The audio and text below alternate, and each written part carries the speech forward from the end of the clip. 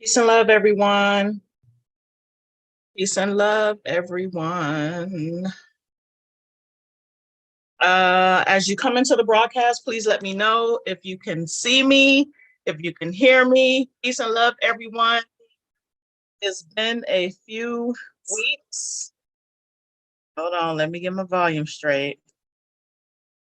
Let's see. All right, let me get my volume straight. Y'all know I always have to check my specs and my IT when I go live, because y'all know I'm the queen of technical difficulties. Hey, y'all. It's been a few weeks. It has been a few weeks since I've gone live with you all. I wanted to get in here. Listen, y'all know I'm infamous for popping up on a Friday night to come and spend some time with you. Hello. Hi, Toria. Actually, I think I need to, let me look at this from another browser. Hold on a second, y'all. Hold on, because I can see the playback, but for some reason, when it pulls up, when it goes live, it doesn't allow me to make comments inside of the chat. So let me pull this up from another browser. Spend a little bit of time with you all this evening, probably a couple of hours, about an hour and a half, 2 hours. I wanted to hop on here and include you all that are on YouTube in the conversation, because I want to go back and answer some of the questions that have been posed in the private Facebook group since I have been away. But I didn't want to leave you all hanging, and I wanted to include everyone in the conversation. Let me pull this up. All right, so let me see if it'll let me make a comment. Okay, got it. All right, let's see.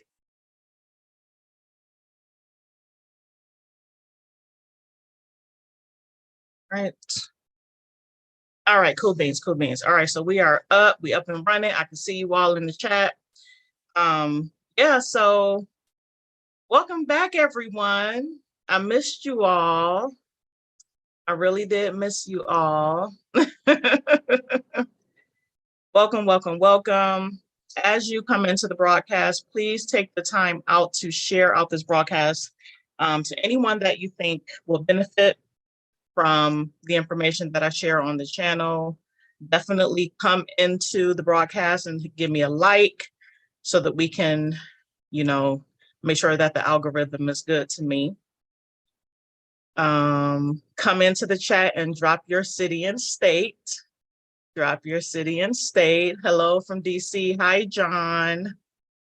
Hi, Paulette. Hi, Toria. Hi, Lenny. I hope I'm pronouncing your name right, from San Diego. Hey, Karen. Unapologetic Opinions 1. Peace and love to you. Hello. Try to get you all at a time that I know that you're going to be home and free and, not tied up doing anything. So most of the times not most of the times, unless you're out there running the streets. A lot of the times that's going to be on a Friday night, right? Because you're winding down from your week. So yeah. So how's everybody doing? How has everyone been? It's been a while since I've been on here live with you all. It has been a while, but while you all are telling me about your week, I want to go back and now the thing about answering questions from the private Facebook group is that I don't want to show the private Facebook group because it is a private group, and I want to help protect the identities of those individuals who don't necessarily want to show that they're in the group. People may not want y'all to know that they're in the group. So I'm not going to share my screen to show the question, but I will read the question out loud and then give my best opinion as to how someone should handle that situation. And while I am doing that, peace and love. You all can definitely drop your questions in the chat. and I will do my best, put my best foot forward in order to answer those questions, as long as it's not too crazy, because I know y'all be coming with some, some deep questions. Sometimes some of those things we have to discuss it on a private call, so you definitely want to tap into those Thursday night calls, because we get into some information. I covered some information yesterday that was a little heavy. Yeah, it was a little heavy. I went over a document that basically gave some strategy on how to defeat certain scenarios in court. Right. So that was a Thursday night call. So if you all are not tapped in, you definitely want to go ahead and tap into that. The best way for you to tap into the Thursday night calls is for you to join the private Facebook group, because those calls are open to people inside of the group. And they're open to people that have purchased courses, the credit course, the secure your interest course, that sort of thing. Right. So that's going to be your way to tap in to those Thursday night calls. And a lot of the times I try to keep it to an hour, but it never just goes for an hour. It's always 2 hours, 3 hours, 2 hours, 3 hours. That's usually the norm, right? All right, so let me get into these questions. Okay, so usually what I do with the private Facebook group is I go back. Actually, if someone can do me a favor, Karen, if you can do me a favor, or Taisha, one of you two, if you can go into the private Facebook group and just sort of let everyone know that I'm live on YouTube, because if I scroll back, I'm going to lose my space. And well, actually, I probably can do it. Let me see. I can probably do it. I got it covered. And that way I can just sort of go in and tag everyone. Because you all have some phenomenal questions inside of the Facebook group. So I want to make sure that those individuals that have asked the questions can actually see the live, because they may have a follow-up question that they come with as a result of me answering the questions that they've already posed, right? So let me share this link. Let's see.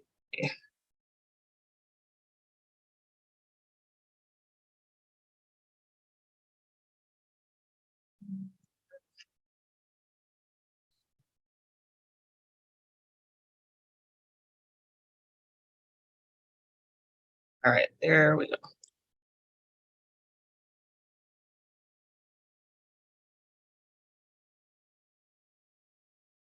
All right, okay, so that's posted. I don't know why it keeps doing it that way. That's so weird. Okay. Caught on the live. Hey, Carl, how are you? Hey, Tamba, I'm so, I apologize if I am not pronouncing your name correctly. I do record the calls, but due to the nature of some of the information that we discuss on the Thursday night calls, I only make those replays available to people that are in the private network. Yes, let me drop the website for you. That in the chat for you.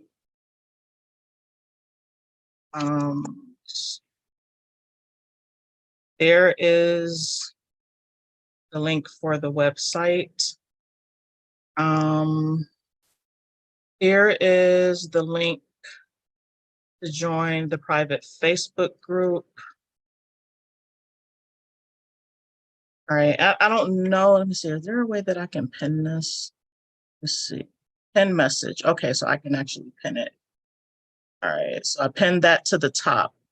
So I just pinned the website to the top, right? So you all can get back to it if you need to.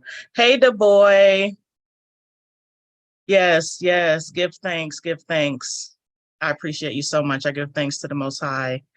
I'm just being obedient. That is my goal, to just stay obedient with what I'm instructed to do. And I pray that I can give enough value for people to be able to do something. People to be able to move forward how they need to move forward, or how they wish to move forward after they get the answers that they need. All right, so in the private Facebook group, I have scrolled all the way back to March the 14th. I got my water. I've scrolled back to March the 14th. That was the last time that I did a video in the private Facebook group. I left for Passover in Tennessee on April the 2nd, and we were out there for a week and a half, and it was the most phenomenal experience that I've ever had. It was so so good. You're talking about living off the land, living off the land. I mean, it wasn't rough, but it was definitely a wake-up call and an eye-opener, especially when you really think about for what's to come, and the type of endurance that's going to be needed to prepare. It was really eye-opening. So went through some survival training. In addition to that, we had 2 devotions per day while we were there. And then we got to spend a Sabbath together. It was a group of people out there. It was just wonderful. Just phenomenal. I would do it all over again. I will be doing it all over again. But anyway. All right, so this first question. Now, previously on the last video that I did in the private Facebook group, I spoke specifically about temporary restraining orders, right? For those that asked the question about TROs, temporary restraining orders, that is a process that one would do. It's not an offensive thing to do. A TRO is really something that you can put in place when you already have an action against you. If you are in danger of being evicted, where some paperwork has already been filed against you and you have to go to court, or you are facing some sort of repossession where you know for a fact that something is coming or some sort of action or paperwork has been filed against you, a temporary restraining order is a way that you can delay that action from going through, right? But you're going to want to have very strong legal cause as to why you're going to want the judge to rule on why that TRO should be put in place. Because yeah, you can file the paperwork and give your reasoning, but the thing with the TRO is that you still have to plead your case and get the judge to rule in your favor. Okay? It's just not you go and file the paperwork and the TRO is in place. It doesn't work that way. So you want to make sure that you have legal cause. Why are you asking for a temporary restraining order against the party that's filing the action against you? So that can actually be done. That can be done, right? But I think the person that was asking the question was asking it in a way to say, okay, well, is this something that I can do before I file my administrative process? So let's say, for instance, you're looking to do like a billing error dispute, or you're looking to do a rescission of some sort. It's not something that you can do ahead of time because you have to have legal cause as to why you want that TRO, right? So, because, you know, when you go to do a rescission with the car loan, you know that potentially they can come and repossess the car still. Right? So you still have to have a strong case as to why you're going to want that TRO to be in place, right? I was in Huntington, Tennessee. We were out in the country. We were out in the country. Country.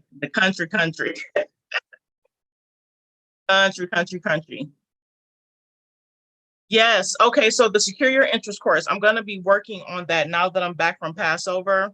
I will be working on that. Basically what I want to do is get you all to focus more so on the accounting. When you're dealing with your accounts, I've said this in previous videos that everything is essentially an accounting issue. It is an accounting issue, right? In addition to updating the course, I will be doing a class on trust to really, really dig into that topic and help people to get themselves set up the right way. And it's going to give you some more ammunition that you're going to need when you're doing your administrative process, right? You're going to want to be operating through trust relationships, and that's going to strengthen your paperwork. Can we make a power of attorney to assign ourselves as an agent or principal without going through a name change? Yeah, you can actually do a power of attorney between the natural person and the legal person. That creates the agency relationship That's actually one of the documents that's inside the Secure Your Interest course. Do you need a status correction to apply any of the methods you suggest? Anytime that you're trying to go after the private side of the ledger, you are going to want to have a status correction in place. You're going to want to have a status correction in place, and you're going to want to have, you're going to need protection to do that. You're going to need protection. Going to need protection, because at this point, we should be doing everything that we need to do to keep ourselves out of jail.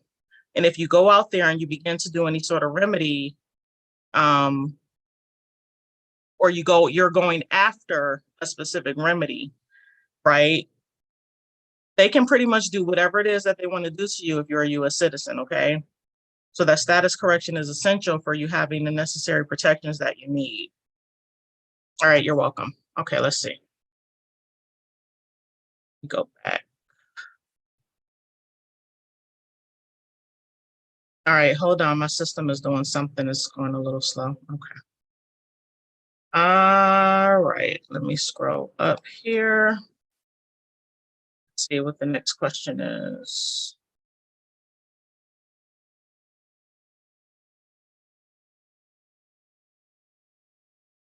Okay, someone is asking a question about the DBA. They said, I'm trying to figure out how to do a DBA for the state of Kansas.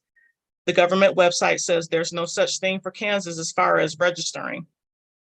Now, I'm saying that this is happening in a number of states, right? So if you all are going through the Secure Your Interest process, and they're giving you a hard time about filing a DBA that is essentially the same name that's on your ID or the same name that appears on your birth certificate, you can try filing it as a nonprofit organization.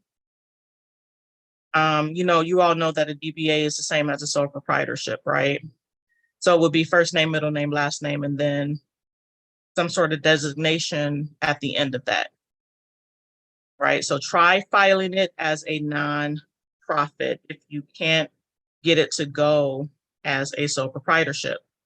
So it would be first name, middle name, last name, and then like the word organization after that, or association after that, something like that.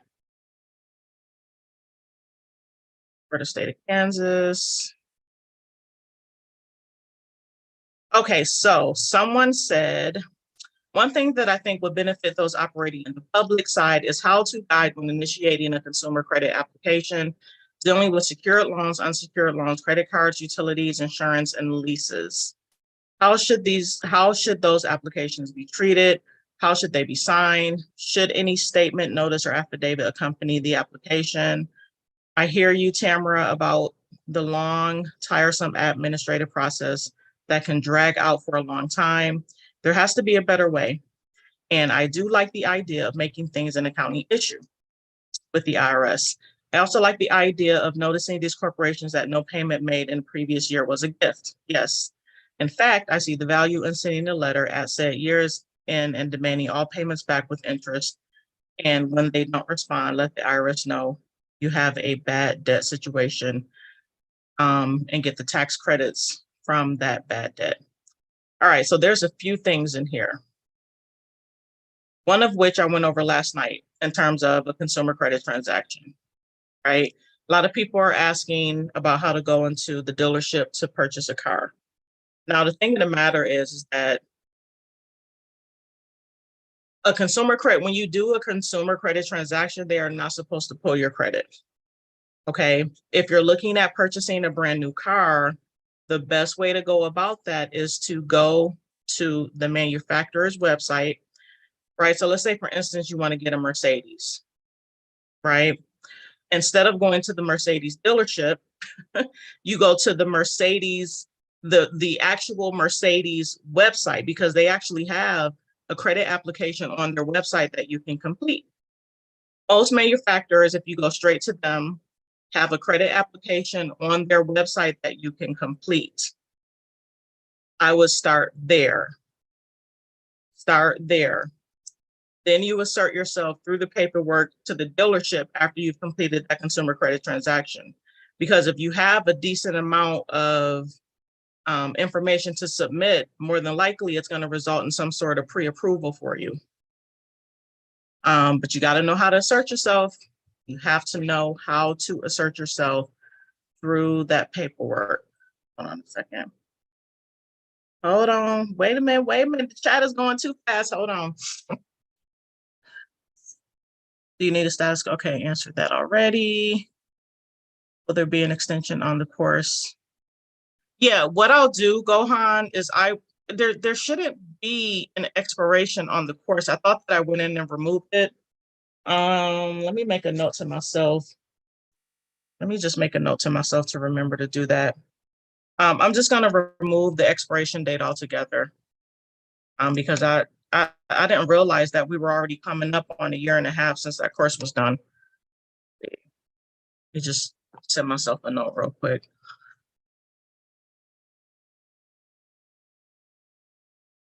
It's funny because I thought that I removed the expiration date, but people keep telling me that they can still see it. So I have to figure out how to do it at the course level and not the individual level.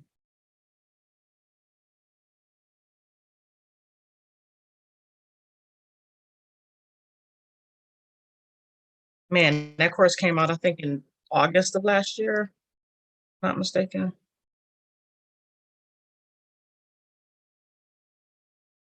Yeah, I'll make sure that going forward, I won't put an expiration date on all the courses. But you all don't want to play around with the timelines. We really want to just, move forward so we can get stuff done and have some sort of progress. All right, let's see.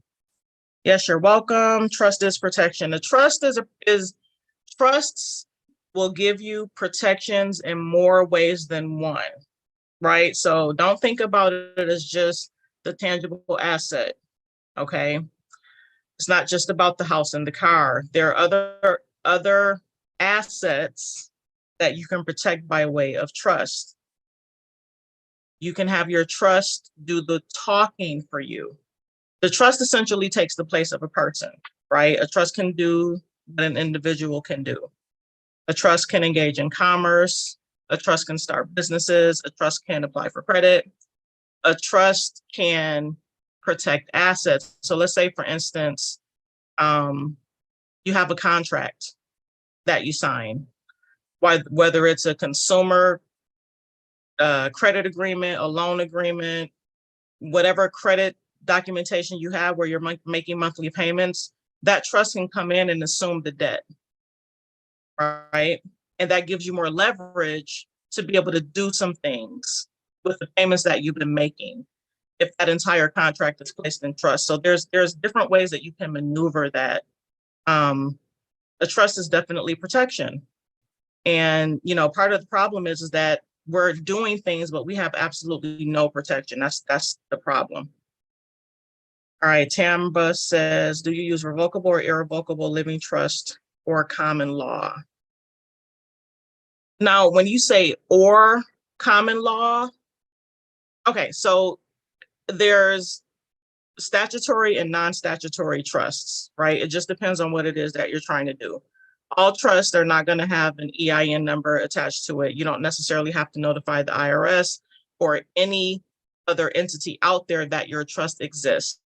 A lot of the times, high net worth individuals, high level individuals, you won't know anything about the trust that they have until at some point that trust is being challenged, right? And then the trust is being challenged, which is forcing them to produce certain paperwork, right? But until that happens, until the trust is challenged or sued, or some entity tries to come in to pierce the trust to pull assets from that trust, you don't even know that the trust exists, right? And there's different types of trust that you can create for different situations. You can create a trust specifically for banking, right? And that's when you want to go revocable, right? Because a revocable trust is any trust where you can move.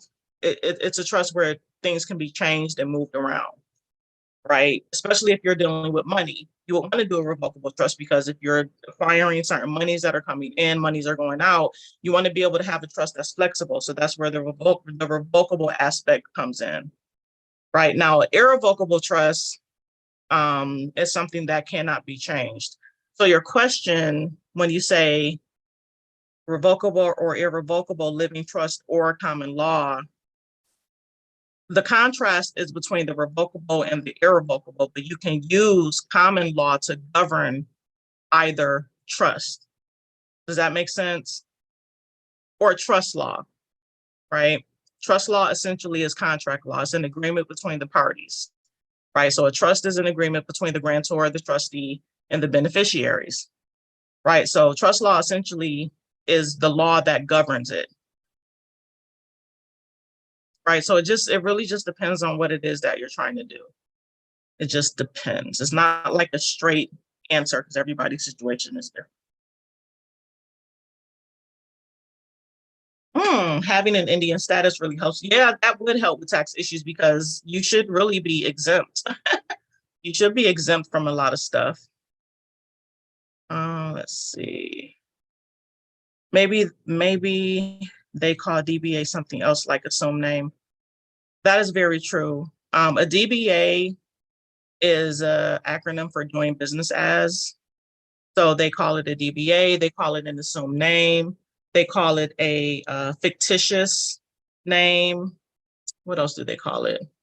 And they call it a sole proprietorship. It's considered a sole proprietorship. It's a sole proprietorship, right? There's multiple names for it. So when you go to your county, you're going to want to do a search for all of those names to see what paperwork is necessary to be filed. All right, now let me go back here. Okay, so back to the consumer credit application. So, right, if you are going to go for a new car, you're going to want to go directly to the source, right? Because think about it, the dealerships essentially are an extension of the manufacturer, right? So you want to start with the manufacturer. Now she's asking about secured loans. Secured loans, in my mind, a secured loan in terms of doing a consumer credit transaction, what would be the point of doing a secured loan? Because it's secured by some sort of collateral, right? It is secured by some sort of collateral. So that question right there, I'm trying to understand where she's coming from with that one. Oh, I'm sorry. Yeah, secured loan. So that could be a car loan. That could be a loan that's secured by a savings account, like a pledge loan, so to speak. Now, when you're dealing with these types of loans, you're going to want to have some paperwork between yourself and the bank because you need something to assert. You have to have something to assert, right? And you're going to fill out that paperwork in an unconventional manner from what you would usually fill it out in order to get that done. Now, when you're going for a car, you got to think, okay, manufacturer's statement of origin, the MSO, not a title.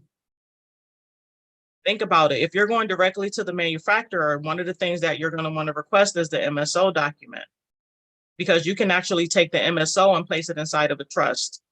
To be honest with you all, I would not be trying to do anything outside of a trust relationship, especially if you're trying to acquire new assets, a car, a house.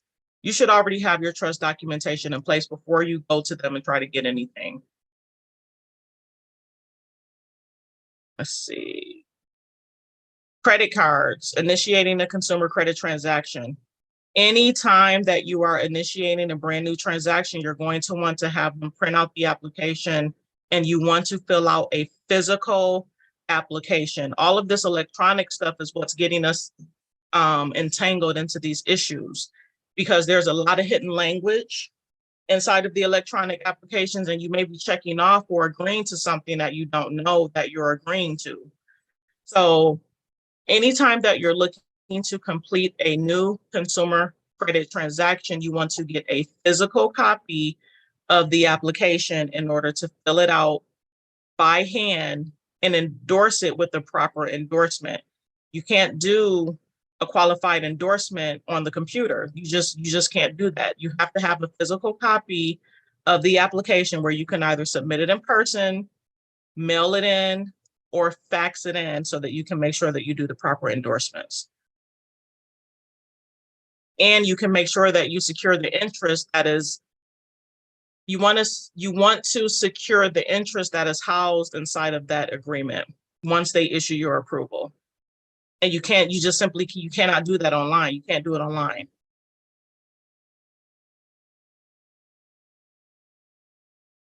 She said, how should these applications be treated? They should be treated like a consumer credit transaction. How should they be signed? You should always preserve your rights when you are doing a consumer credit transaction. Without recourse, right? Try to stay away from using the UCC a lot, unless you specifically know what it means. Try to stay away from using the UCC. Something simple as without recourse is a qualified endorsement that'll protect your rights. All rights reserved, without recourse. Let's say, should any statement, notice, or affidavit accompany the application? Well, if you know how to endorse the application, you don't necessarily have to have anything separate that's attached to it, unless you wanted to submit a copy of your birth certificate as a special deposit to that financial institution for doing business with you, because they can actually pull values from that can assist in funding that particular transaction. Let's see, I think it's an accounting issue. Now, the thing of the matter is, when it comes, I'm sorry, and I'm just reading through the rest of her question. She said there has to be a better way making things an accounting issue. It's going to be kind of hard to make it an accounting issue from the beginning because you have to establish the contract first. But if you have a debt that they say that you owe, that you've been paying on forever and ever and ever, and it's been over $600 within a calendar year, and I've said this before, yeah, I would definitely be making that an accounting issue instead of going back and forth with these people. I would do that. Like, instead of doing the billing error disputes and trying to do all this other stuff, I would just make it an accounting issue. I will send a referral to the IRS with evidence of the payments that you've made. Fill out that form. I think it's form 38. Well, what's the form number? Hold on. And I've gone over this form before. Y'all seen this form before. I think it's form 3948, 3949A. Form 3949A. This is the form. Let's see if I can put it in. That's the form. It's time, we gotta start simplifying some stuff, y'all. Because I know y'all don't want to have to keep going back and forth with these people. You don't want to do it. I don't want that for you. We don't have time to be going back and forth with these people. We really don't. Yeah, make it a tax issue. Make it a tax issue if the accounting issue doesn't work. Can a debt be disputed without status correcting? Absolutely. Let's see. Hi. Hello, 360 Booth Academy. Hi, love. I'm having trouble getting the bureaus online to clear up my extra names, addresses, phone numbers, etc. Is there another method that is more effective? Do I do your 4-day method? What's been going on with the bureaus where you can't get them on the phone? The only other, well, not the only other, one other effective method is if you have an online account with those bureaus, you can dispute it online. Just the personal information, just the personal information. Don't dispute any other information online, y'all. Just the personal information, because when you get into disputing other stuff online, you waive some of your rights when you do that. I would only dispute personal information online. So like if you have an account with, Equifax, TransUnion, and Experian, you can actually log in and dispute some stuff online. Then now they may ask you to upload your verification of your name and address and stuff like that. But that's okay. You can do that. Just make sure that you don't upload a credit card bill or a loan or something that can be used against you down the line when you go to dispute another issue, please don't do that. Upload a utility bill or something like that. Like, don't upload a credit card statement or a loan statement that shows your address. Please don't do that. Don't do that. Now, let me tell you, I'm about to give y'all some sauce right here, right? Let me give y'all some sauce. Okay, so if some of you are having an issue with getting an address removed from your credit report, because I know sometimes the bureaus may come back and say, okay, well, this address is connected to an account, an open account. If you are having an issue, and this is what a lot of credit repair companies do to this day, if you're having an issue with getting an address removed off of your credit report, go ahead and obtain a virtual address temporarily. This does not have to be a long time play. This is temporary, okay? Go to ipostal.com, DaVinci Virtual. You can even go to the UPS store and get a short-term rental, right? You get a 3-month rental, just enough time for you to be able to do this, all right?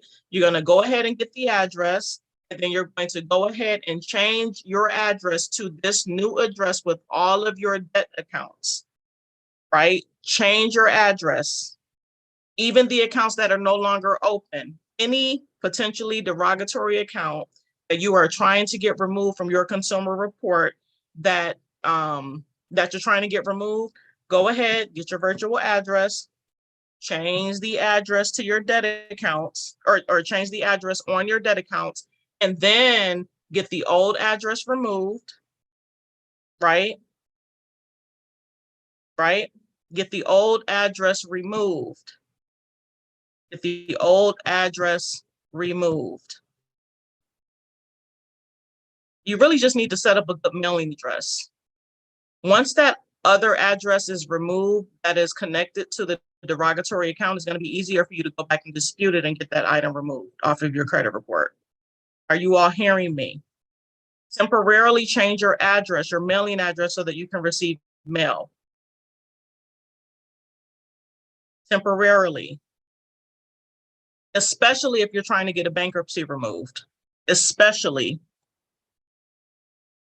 Let's see.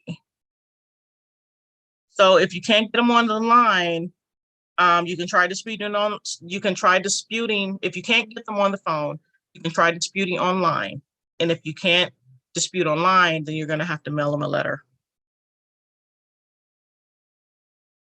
There is non-treaty Indians and treaty Indians. I claim not treaty Indian because of my true status. No treaty Indians have the same rights. That's awesome.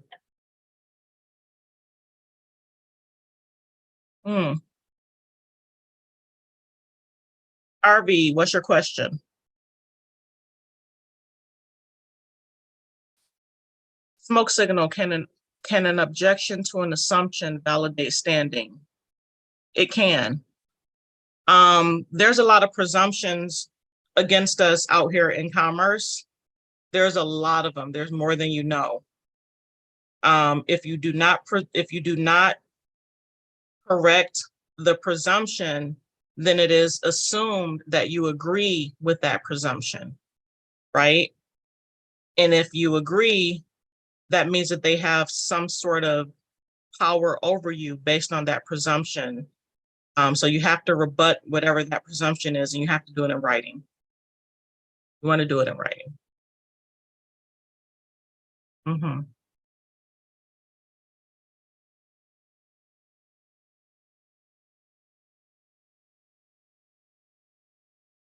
Think about it.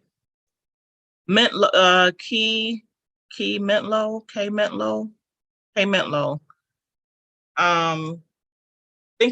Think about that for a second. If someone is stealing your identity, I doubt that they're going to go and file bankruptcy as you. Now, they may very well get a car in your name, and that car may get repossessed because they don't make the payments. That essentially is a valid point to use identity theft for, but not the bankruptcy.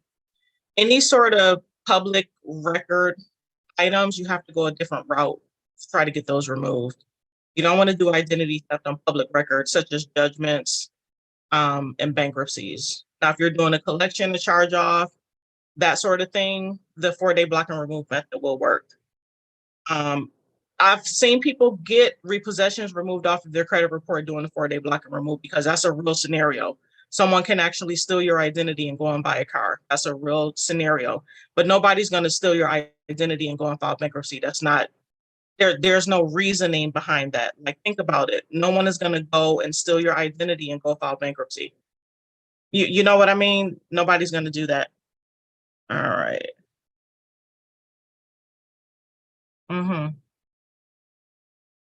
Credit acceptance report.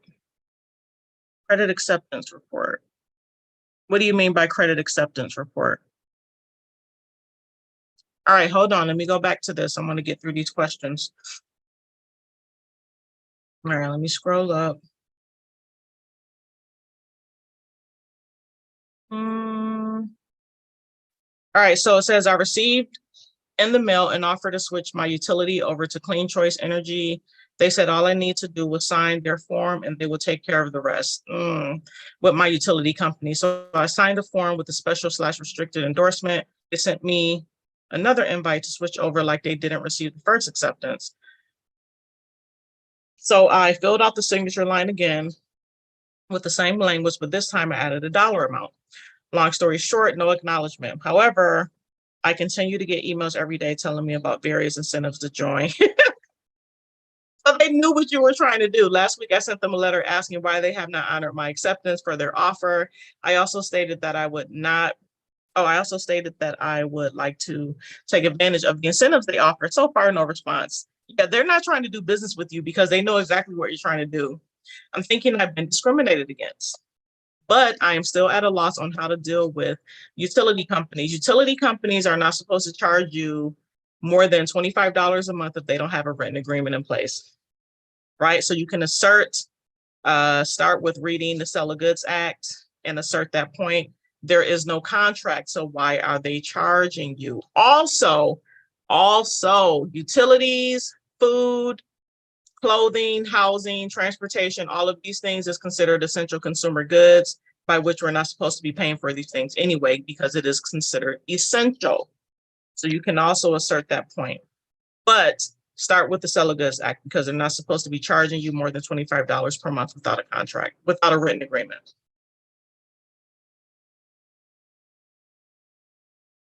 All right, what is this? All right, let me go back over here.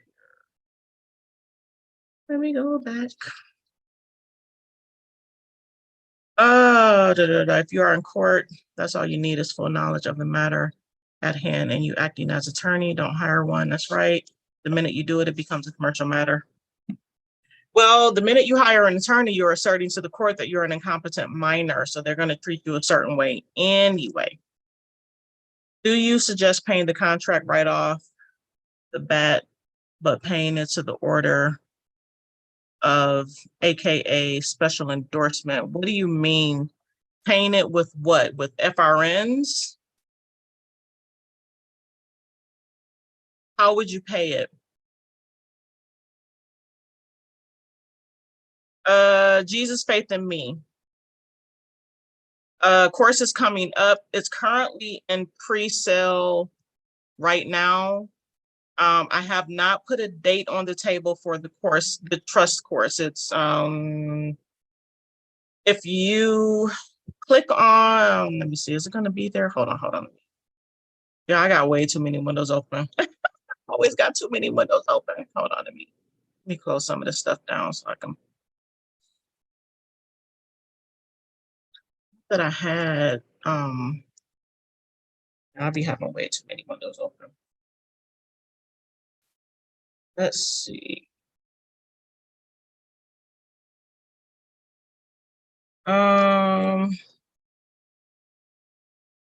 This one, this is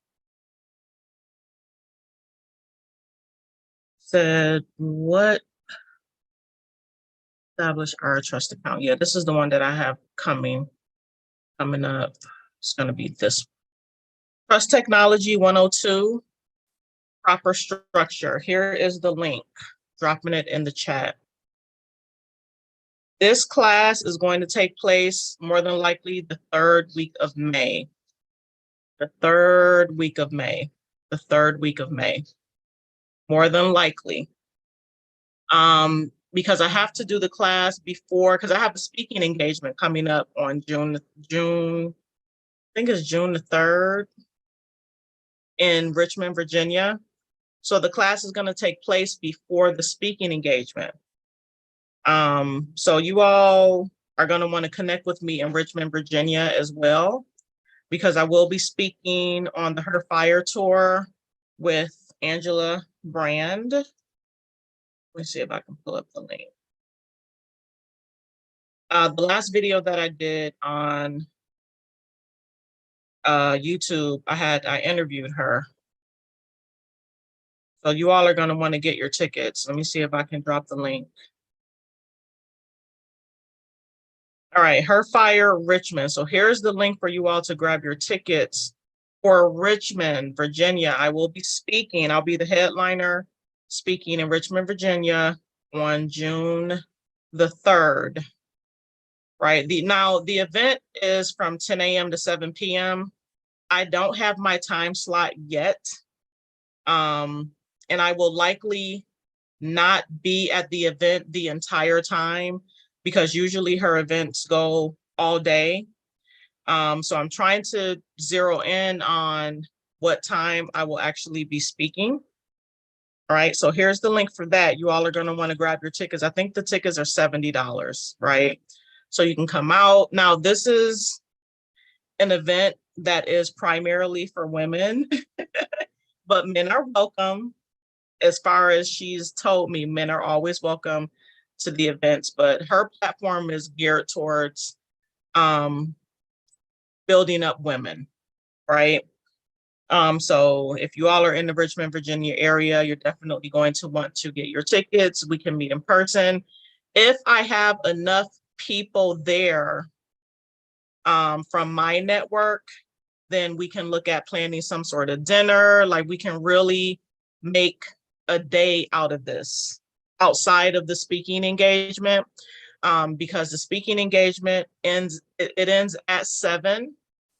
And that will be plenty of time for us to go and, we can set dinner up, maybe have reservations at a restaurant. We can sit in fellowship for the rest of the evening, right? Because it's on a Saturday. It's on a Saturday. Yeah, June 3rd. Let me look at my calendar. I'm pretty sure it's on a Saturday. Let's see. I'm pretty sure it's on a Saturday.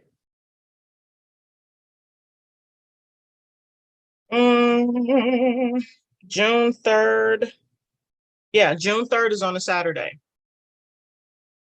It's on a Saturday. So y'all should try to get there if you can. If you're in the area, try to get there. But get those tickets, $70 to come and spend a day. And we can meet in person. Okay, so I dropped the link for the course. Yes, work hard, love unconditionally, and forgive. Forgiveness is key. Forgiveness is key. Yes, yes, yes. Yes, yes, yes. All right, let me go. Hold on. Gotta scroll back. I'm sorry, y'all. The chat moved. Oh, let's see. Go back.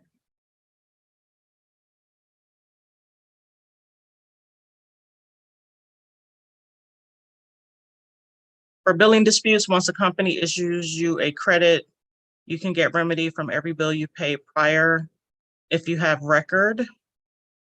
Yeah, you have to be able to prove the billing dispute error. There's certain principles that you're going to want to assert using the billing dispute error and then the Code of Federal Regulation, the CFR codes, because there's certain procedures that they're supposed to follow in terms of how they handle your billing dispute. Now, the thing of the matter is, you're going to want to go and read your contract to see if you are eligible for arbitration, because some credit cards, a lot of the credit card agreements have like a mandatory arbitration clause. So you won't be able to sue. You would have to go through arbitration.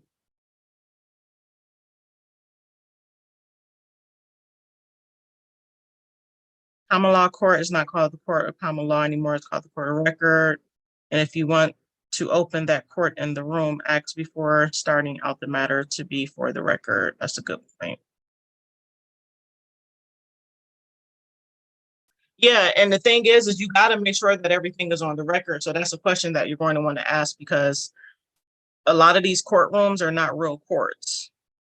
You got to know, you have to make sure that it's on the record. You want to ask that question, especially if you don't see a stenographer in the room. Yeah, it's very exhausting. It is very, very, very, very, very exhausting. Can't reach a live person. Y'all listen, I'm just gonna tell y'all straight up. I think we broke the internet with this billing error, or not broke the internet, but I think that we something happened with this 4-day block and remove video that I did, because something changed with the credit bureaus or the consumer reporting agencies. Something definitely changed. Let me see something. I need to go back and check this video to see how many views is on here because something definitely changed. Something changed. I'm telling y'all. Let me see. Hold on. Let me check. Manage videos. Let me scroll back. Hold on. Let me see. Something definitely changed as a result of this video. I think I was supposed to keep that a secret. Y'all broke the doggone bureaus. Y'all broke them. They was like, oh, we got to switch our process up because they have way too many people doing that 4-day block and remove. I'm telling you. You know how many people came back to that video and commented, oh my God, it worked. So many people came back to that video. Let me see. I haven't looked at it in a while. That video is up to 68,000 views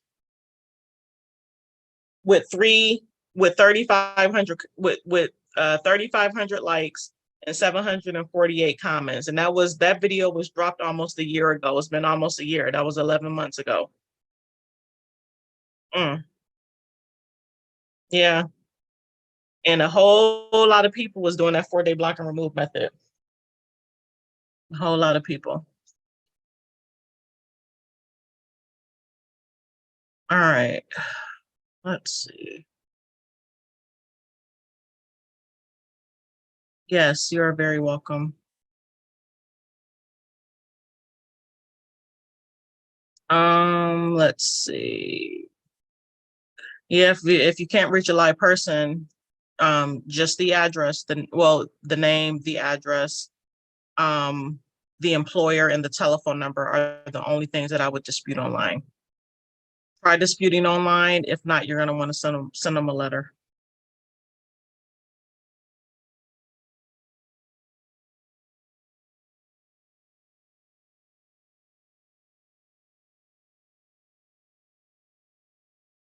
All right, I have an state IRS installment. Is there any way to pay them perhaps through arbitration since status correction docs?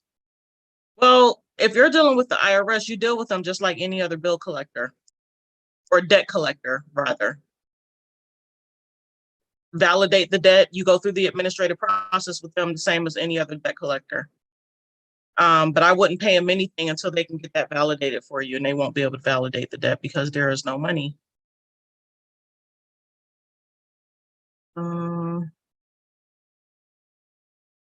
Yes, yes. As soon as you become aware.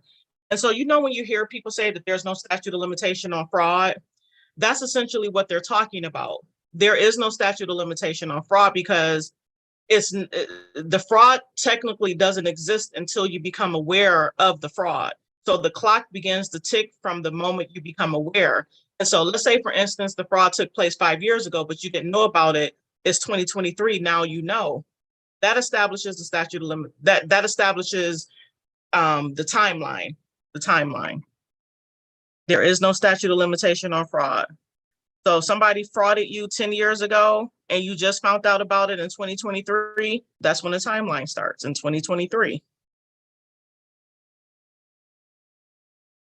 Hold on, let me scroll. No, because a lot of the presumptions out there are fraudulent presumptions, just like the birth certificate. That's right. And she's right. The worm, the Wormser Jr., she's absolutely right. No. Smoke Signal, go to their website first to see if you can download a copy of their application. You want to fill that application out. Don't apply over the phone. Yeah.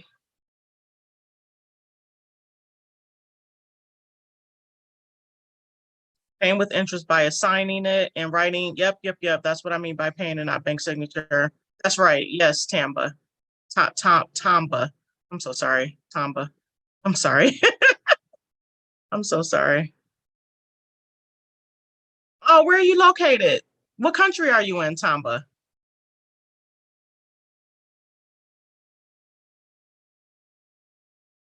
I found that in the end of all this turmoil, they will have to give us absolute forgiveness for all, and all unknown deaths will be required to be the same for balance. The boy, there's going to be a whole lot of things happening within the United States and abroad over the next 3 years that we have to begin to prepare for. But that status is going to be essential for you to fully set off and settle all of your debt accounts for full closure in order so that you can exit the system. It's going to be necessary. I'm telling y'all, it's going to be necessary. Yeah, I know. Yeah. I know they got hip. They did get hip.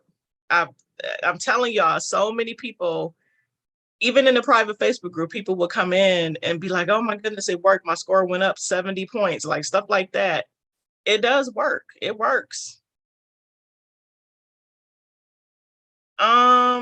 See, Tom, but I don't know, I already scrolled down. What video are you talking about, love? You're gonna have to remind me.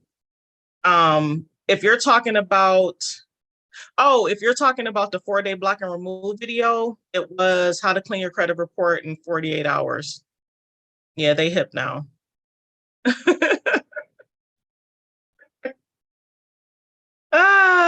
Asmira, if you remove 8 inquiries today, how many points will my credit score go up?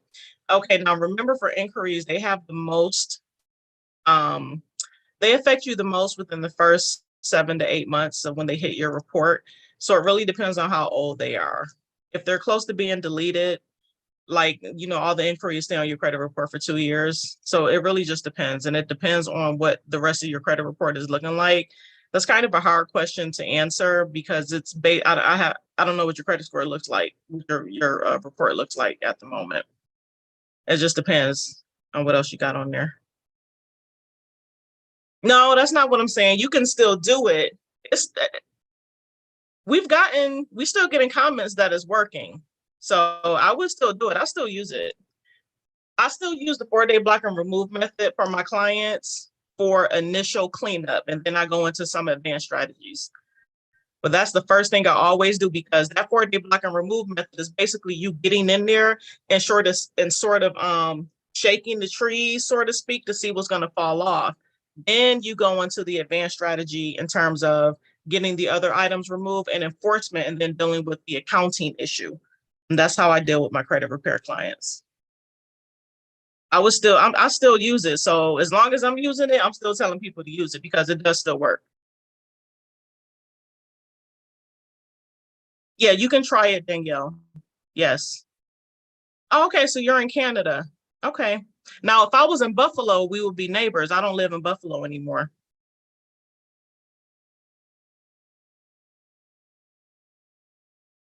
Oh, 360 booth. Yeah. Yeah.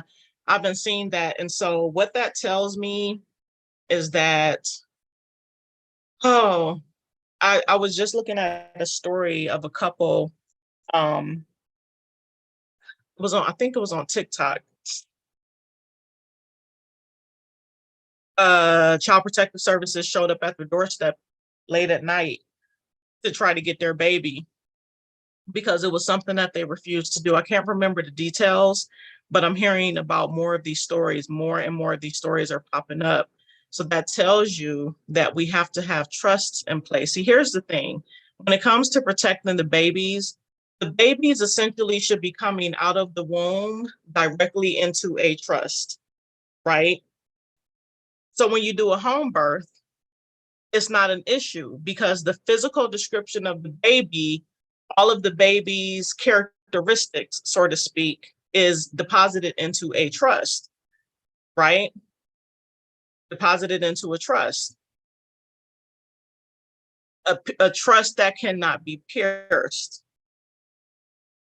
okay? Preferably a foreign trust. Hear me, read between the lines.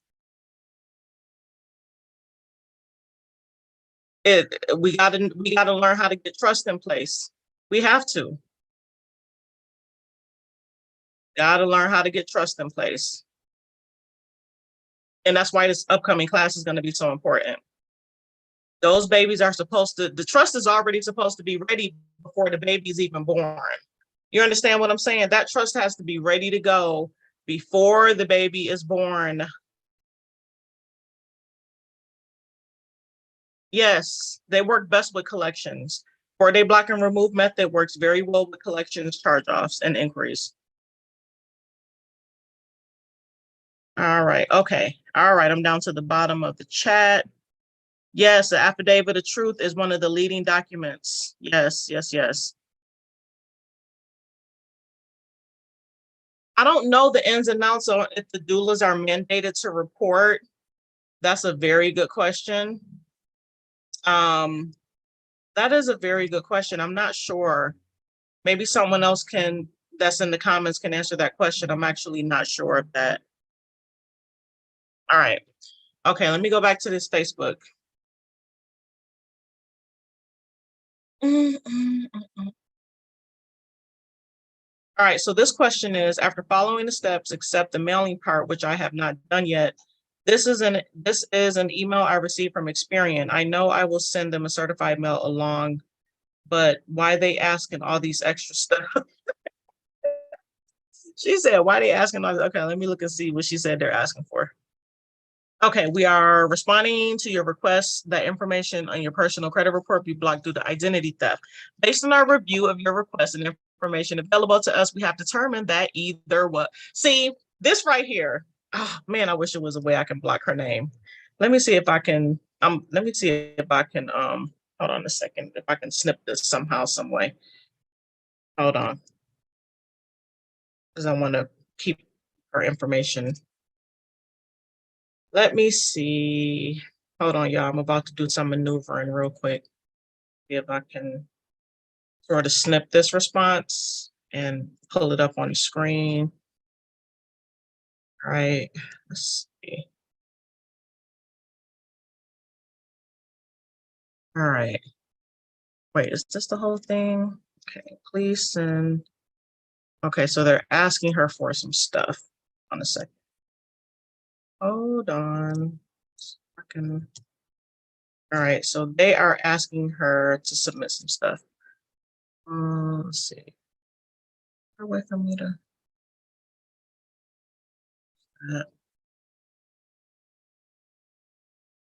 Yeah, I don't want to lose my space. I feel like if I hit the back button on the screen, I'm going to lose my space. This won't let me. Oh, that was good. Okay, hold on, y'all. I gotta try to find my space again.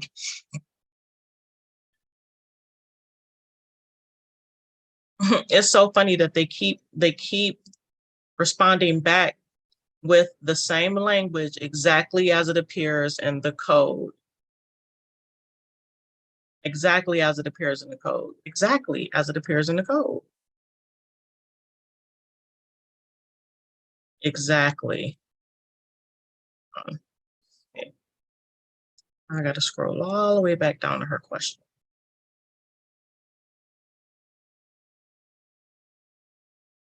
Hold on.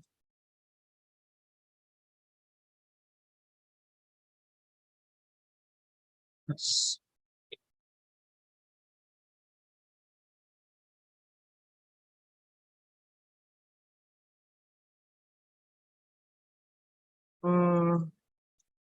what's the one?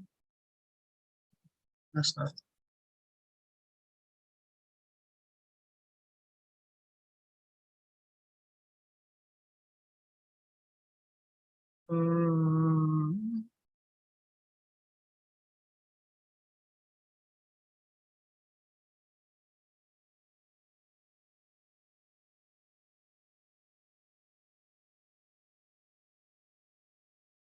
Okay. All right, hold on. Let me snip the second part. Please send.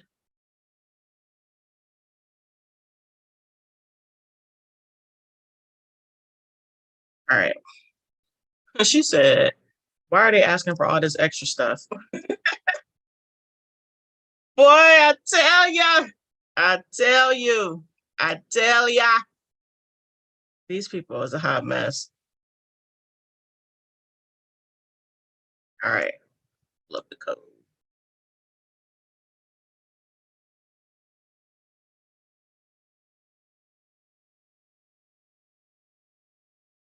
Oh, 15 USC 81.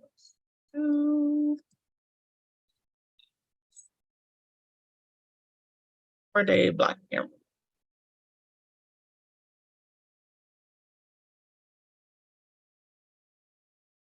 Okay, so here's what her question was. Let me see if I can share my screen. Okay, so here's her question. I hope y'all can see this. I can't see y'all right now because I'm looking at the screen.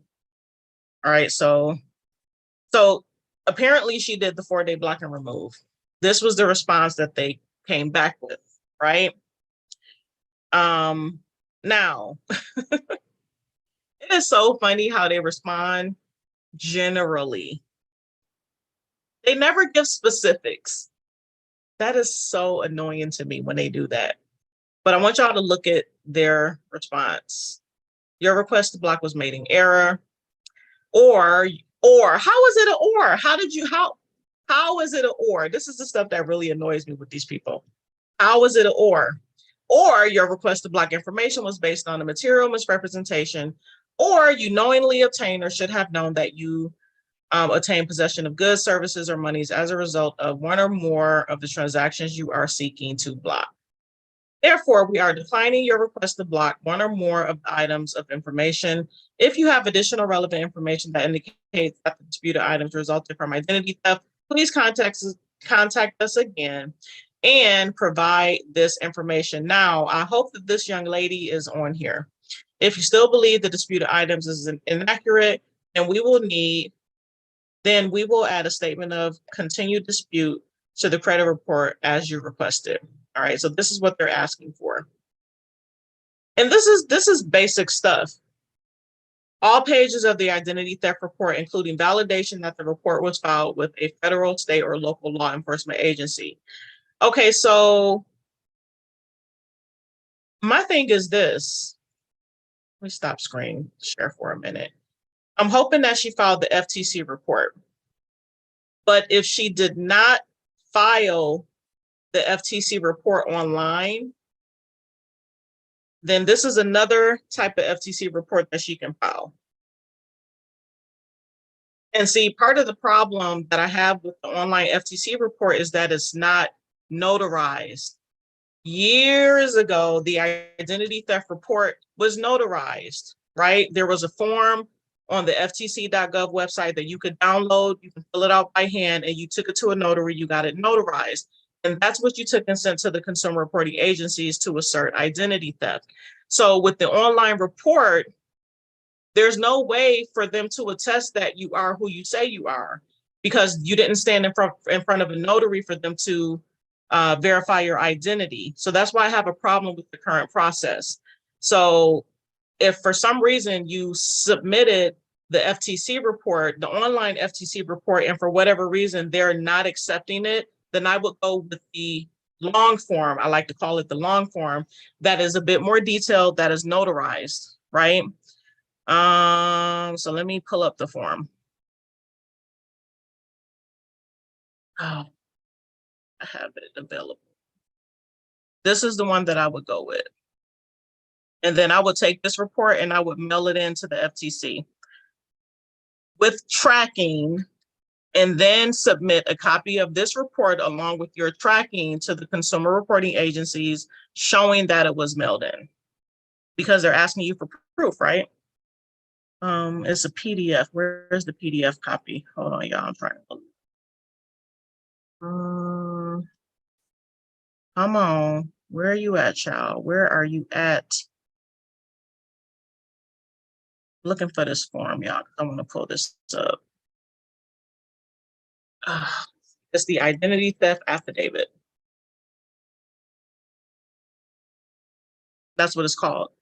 It's an affidavit, right? And so they're more likely to give you what you're asking for because you are filing an affidavit. See, the FTC report online is not an affidavit.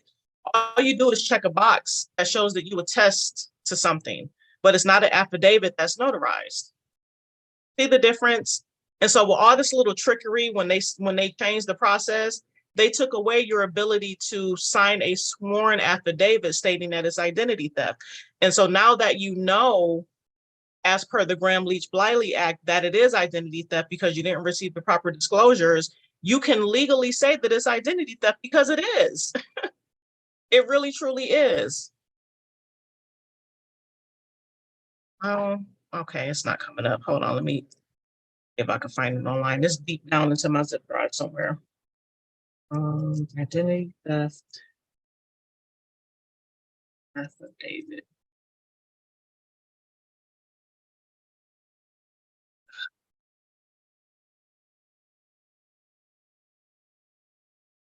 And they don't even have this form on the FTC website anymore.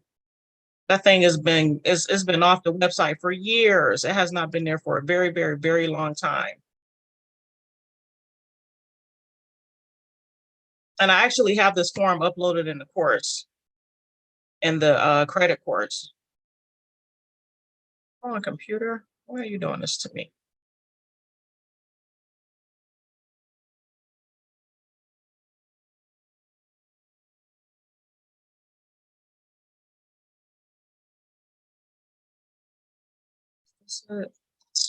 Hold on, y'all. Let me find this form.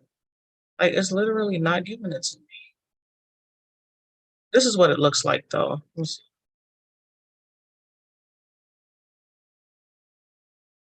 If the, gotta be jumping through hoops just to do stuff.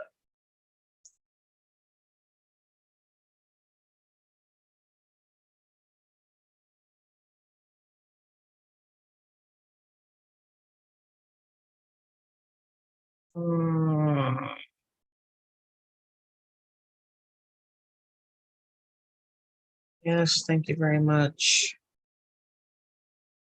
Yes, yes.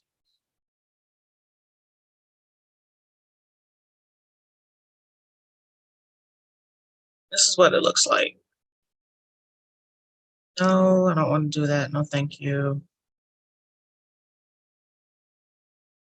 And I've shared this form before.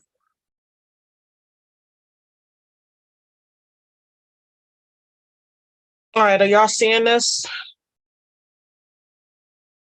This is the original identity theft affidavit that used to be on the FTC website that they took down, and they replaced it with what the process that you see now.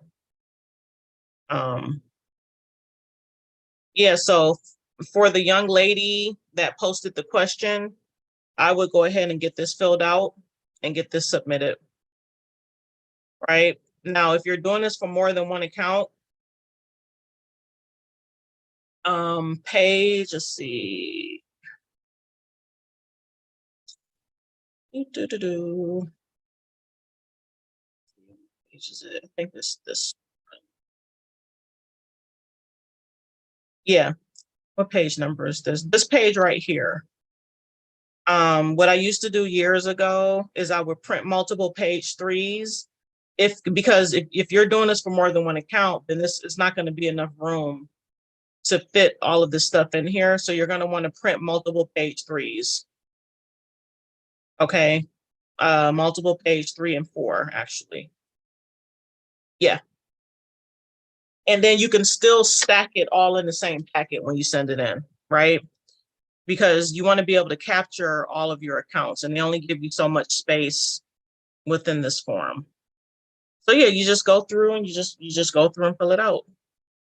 Get it notarized and then send it in to the FTC by mail with tracking, right? Signature required with the signature card, because you have to show proof that it was received. It says, what did the letter say? They said,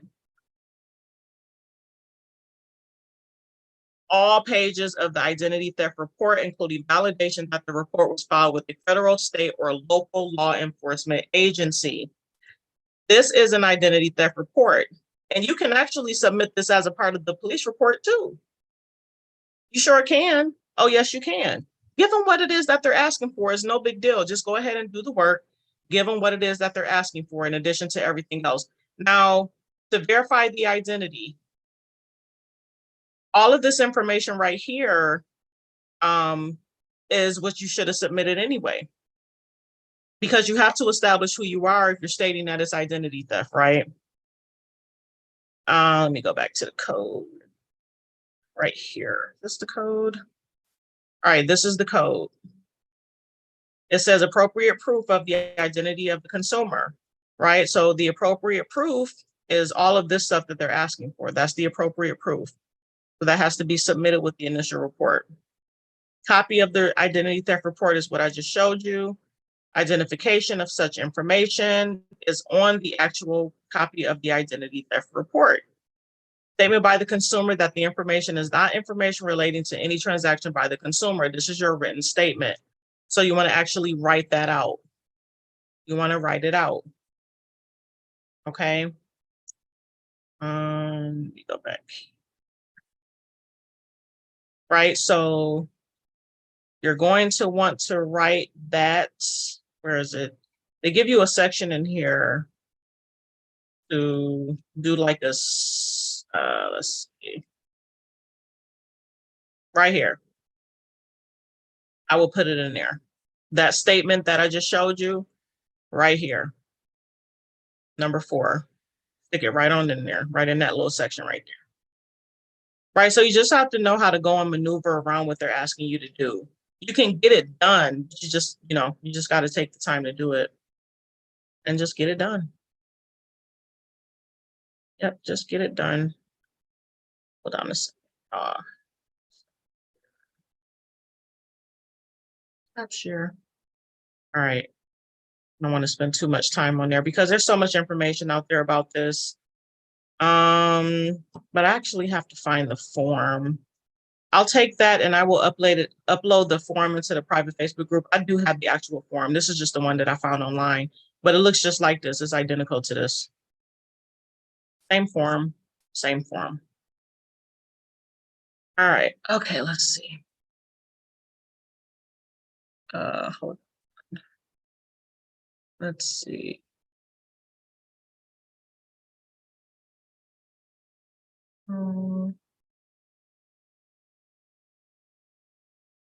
Gohan, yeah. Well, yeah, you can do them as you get them done. Wait, let me scroll back up. Am I missing something?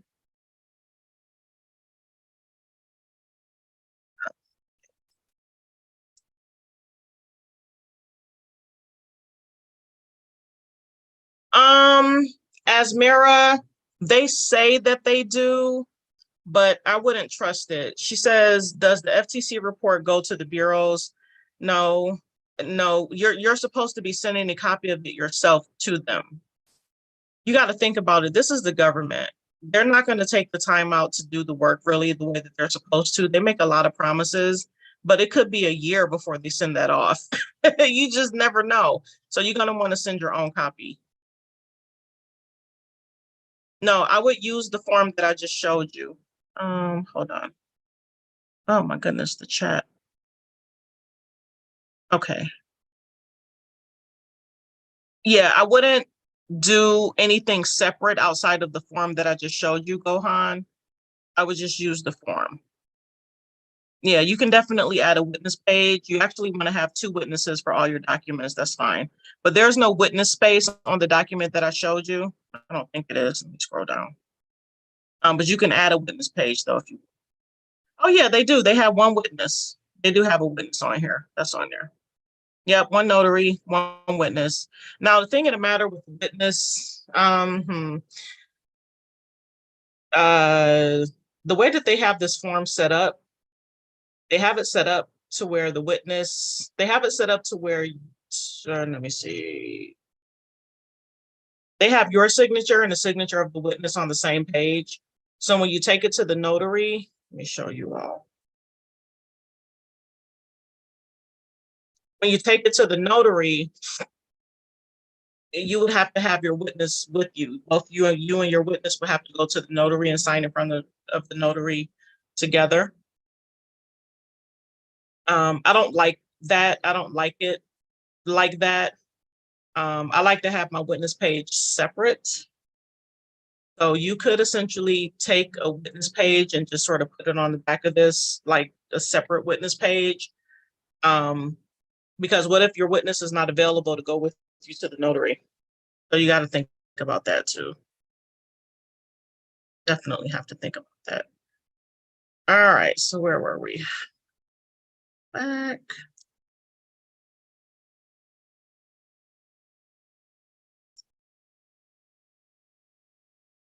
.360 booth, what link? The link to the document?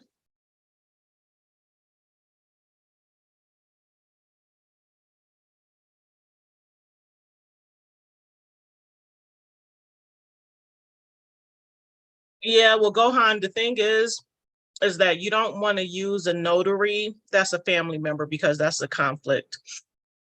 It has to be someone that's not inside, that's not in your immediate, that's really not in your family, not in your immediate family anyway.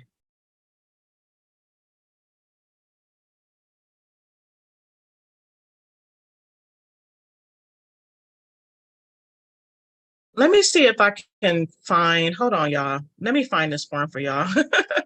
Let me just do it while I'm on here. Hold on a second. I don't know if I can upload the form to the chat and YouTube because it's a PDF document. But I will upload it to the private Facebook group. Hold on a second. Get in here. Let me get in here.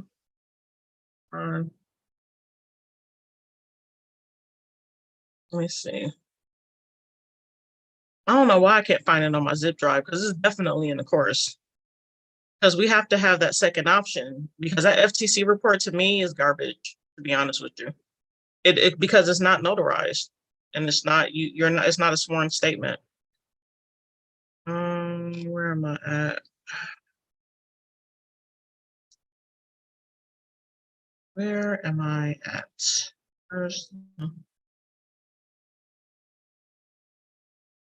my goodness. I got too many. All right, let me find it real quick. My zip drive won't work.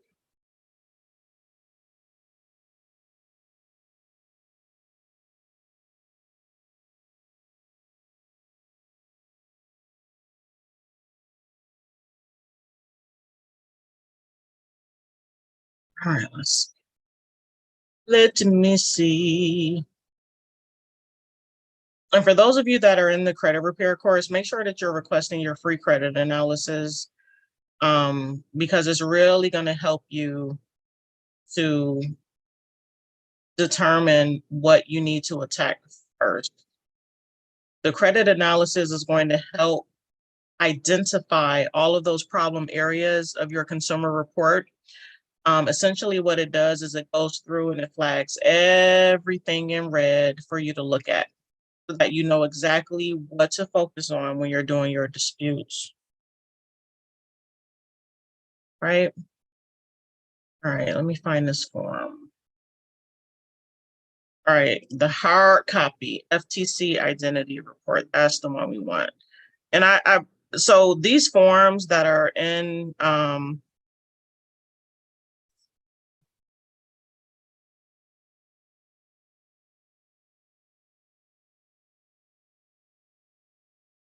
okay, cool. So I can I don't know if it's gonna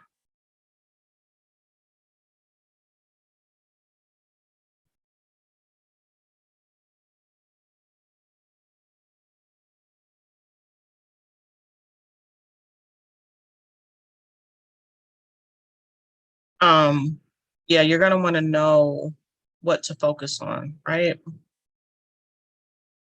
All right, hold on a second. Okay, let me go to,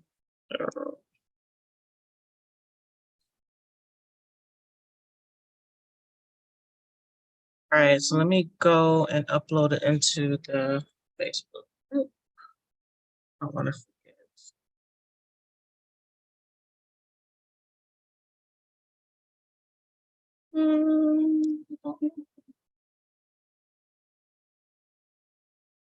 Files. Let me just make sure it's not already in there because it might already be in there.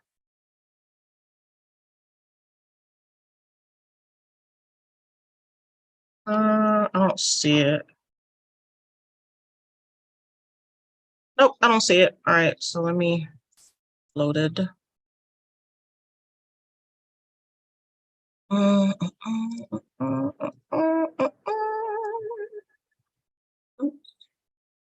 that's not. That's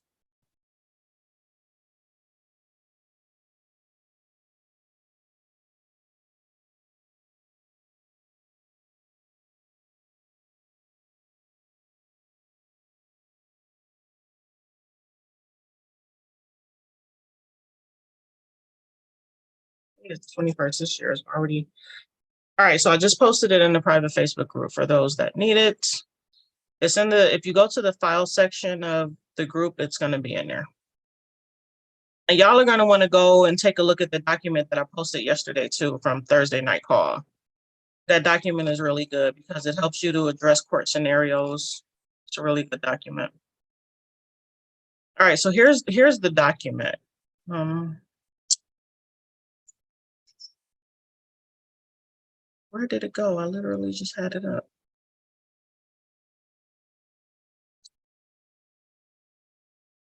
I go back. I promise y'all, this stuff be hiding from me. Really do.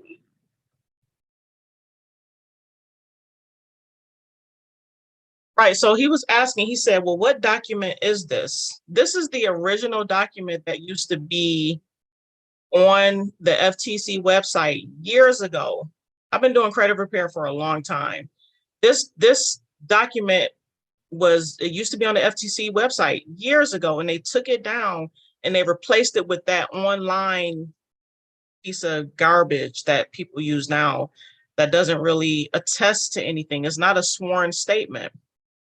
Right? So here's the document here. This is the document. This is what you used to could go and download from the FTC website. Right? So it's a PDF document. Right? So you can print this out, you can fill it out in your own handwriting, right? So this is the document that we're looking at. So there's no way for me to upload this into the YouTube chat. So I just put it in the private Facebook group for those of you that were curious.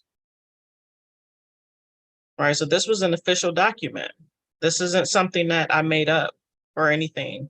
This is the document that used to be online, and it is still a document that can be used today. Still a legitimate document. Yep. I would fill this out and send it in. Make sure you have your witnesses, right?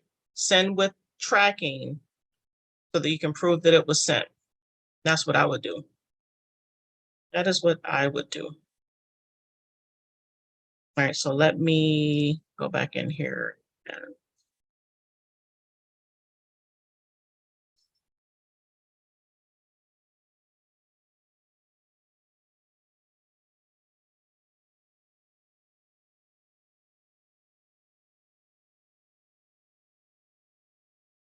Copy identity theft report that can be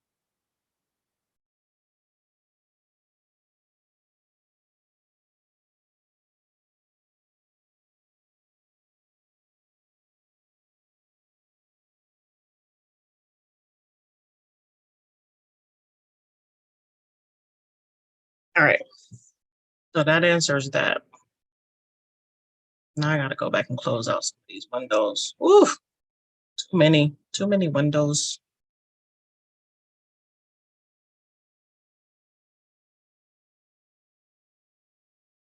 Too many windows.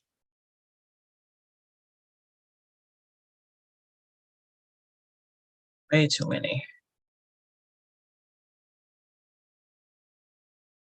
All right. Now, where were we? Back to her question.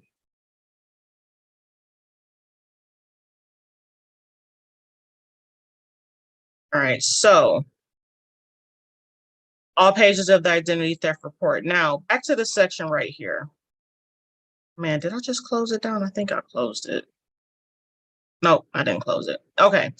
So you see how down here where it says authority to decline or rescind, y'all look at what they wrote. They literally copied it from the code right here. Your request to block was made in error. Your request to block information was based off blah, blah, blah. Or you knowingly obtained or should have known that you obtained possession of goods, services, or monies as a result of one or more of the transactions you are seeking to block. All they did was copy the response directly from the code. And so because this is in here, you want to address this up front when you send your initial dispute. You got to address it up front. Don't wait for them to come back and say this, because then you're going to be on the defensive. You have to let them know up front that the information that you're requesting to block was not made in error. How in the world can they tell you that your request to block was made in error? How do they know? See, that'd be that stuff right there. How do they know that your request was made in error? Are they inside of your brain? Come on. How do they know? Based on material misrepresentation. Misrepresentation of what? See, all they did was copy this response directly from the code. Y'all have to know where they're getting the stuff from. That's why you got to know this code. If you're going to do the 4-day block and remove, you need to study this code. This is what it's based off of. That's what it's based off of. Right? Basis of material misrepresentation. All they did was copy it. They copied it. That's what they did. Right? So you have to know how to rebut that. You have to know how to rebut that. Let me see if I can pull this thing up. I have the letter. Because when you send your initial letter, you have to address those up front.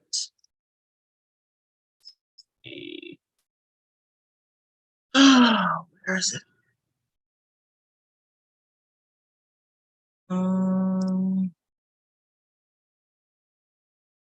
Letters. Have it in. I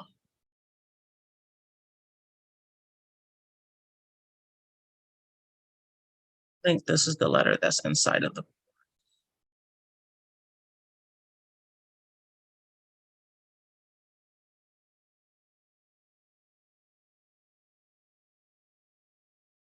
This is the initial letter. Y'all got to get tight with y'all letters. But I'm going to show this one.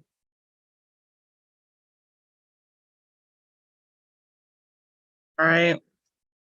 This is the beginning of the letter. All right. But look at this. I won't show the whole letter because otherwise they're going to know. This right here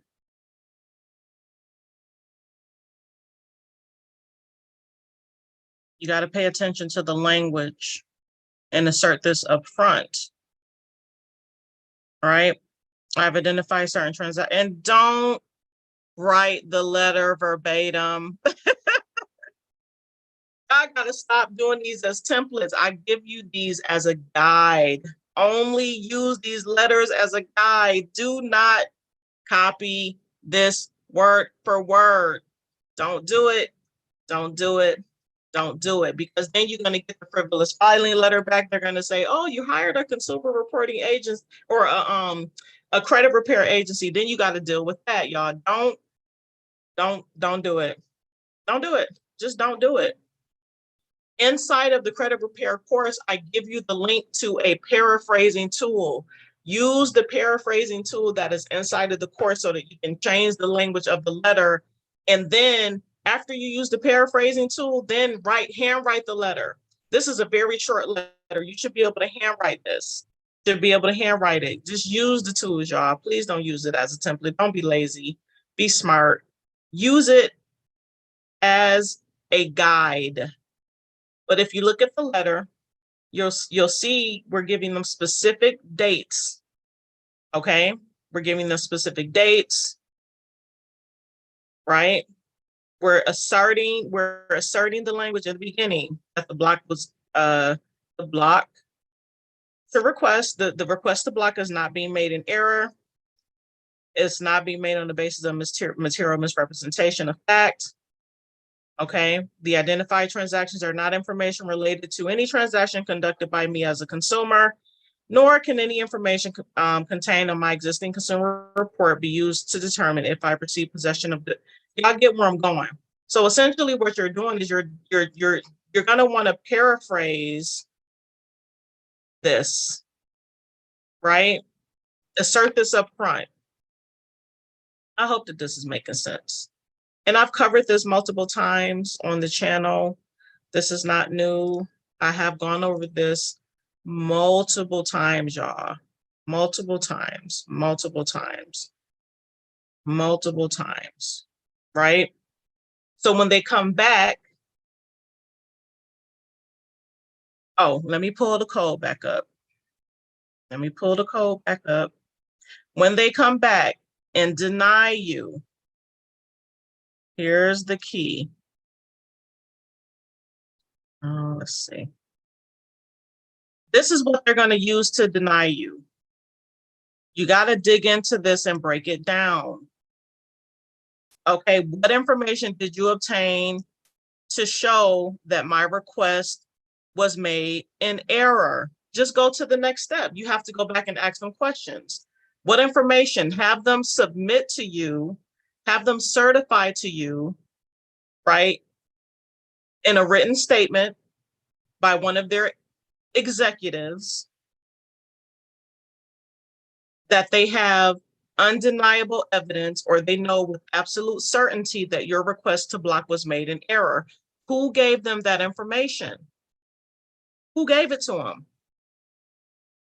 On what basis of material misrepresentation? You have to go back and ask them. On what basis of material misrepresentation are you asserting your authority to decline or rescind my request to block and remove the items that have been identified as a result of identity theft? You have to go back and ask them.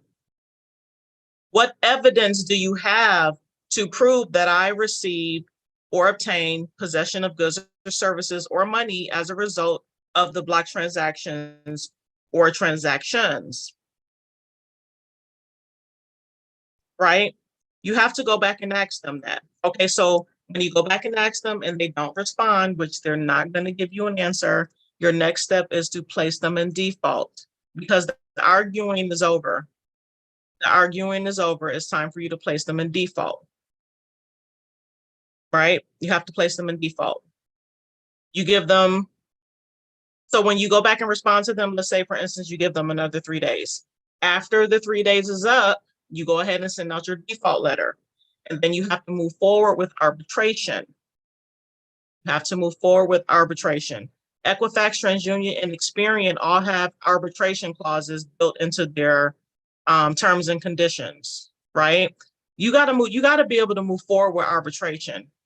You have to be able to move forward to the next step. After you place them in default and they have failed to do what they are mandated to do pursuant to federal law, you have to be able to move forward with the next step, which is arbitration, and you go for damages. All of this is outlined in the course, all of it. I literally give it to you. I'm literally holding you by the hand and walking you through how to do this in the course. Literally walking you through. But you have to be able to go in and dissect this section right here as your next step. This is the key right here. They can't just come back to you and tell you what they told this young lady here, because this is very, very broad, right? And so they're trying to get you, they're trying to keep you from using templates, but they're using a template to respond back to you. Come on now, all they did was copy that from the code. So you have to know how to go in and break this down. Prove it to me. Prove to me that you know with absolute certainty that my block was made in error. What evidence do you have? What evidence do you have? And do you know if they cannot prove that to you, that that is something that you can use as leverage in arbitration? What are they basing this on? What are they basing it on? How do they know that it was based on what material misrepresentation? But you're really going to want to know the Gramm-Leach-Bliley Act. You are going to want to study that code, because that is the basis upon which you're able to assert identity theft. So you have to know that code. In order to do this, you have to know that. You can't do this without knowing the Gramm-Leach-Bliley Act and how it applies to your situation. You can't. If you don't know that, you might as well forget about doing the 4-day block and remove method, because it's not just about the 15 USC 1681C2. That's those two codes. The way that I teach it, they go together, hand in hand. So you have to know how it works and applies to your situation for you to be able to assert identity theft. Don't just do the 4-day block and remove method without studying those codes, because you're not going to know how to defend yourself. You won't know. Y'all, we gotta you gotta go back and read it and study it and know it. You gotta know it. There's no way around it. You gotta know it. You're gonna have to know it, y'all. That's why, you know, I would say it over and over and over in my videos that I'm a huge proponent of the education. And a lot of the times it's really just as simple as reading. You just got to go back and read the code and think logically, okay, well, what's the next step? What is the next step? They're telling me something. How do I respond? You got to be able to know what the next step is, right? All right, hold on a second. Let me go back. Okay. Let's see. Yep. All right, so got that question answered. R.E.A.D.Y, thank you so. Oh, my chat jumped. Hold on, let me scroll back. My chat. Okay, R.E.A.D.Y, thank you so very much for the $10 super chat. I appreciate you for that. What phone number do we call? What phone number do we call after the 4-day period to reach Experian? The fraud department did not allow me to reach a live person when I tried. Let me see if I have a number. There's more than one number. Let's see. What is it under? What do I have?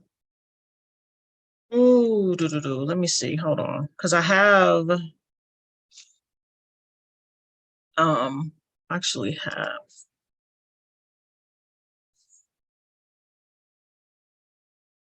right here. Which one did you say it was for? Let me see. Experian.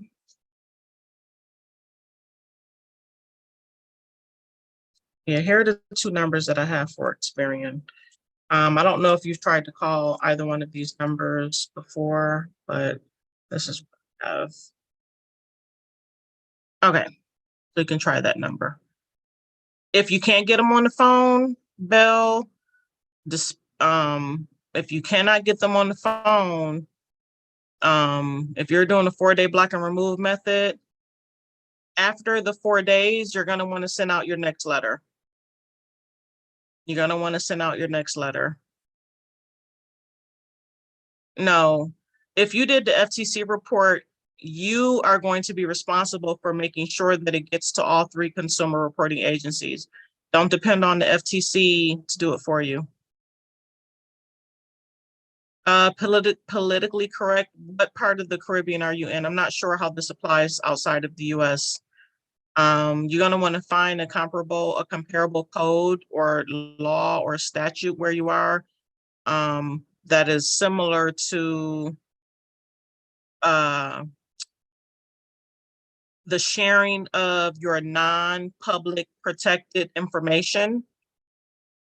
How does it apply in terms of data sharing for personal information where you are? That's what you're going to want to look up. If they ask if I filled one out and I say, no, you have to give them proof. You're going to have to give them proof. Don't cut corners. Go do it all the way. Do it all the way. Yeah, I put it in the group. It's already in the group. Yep.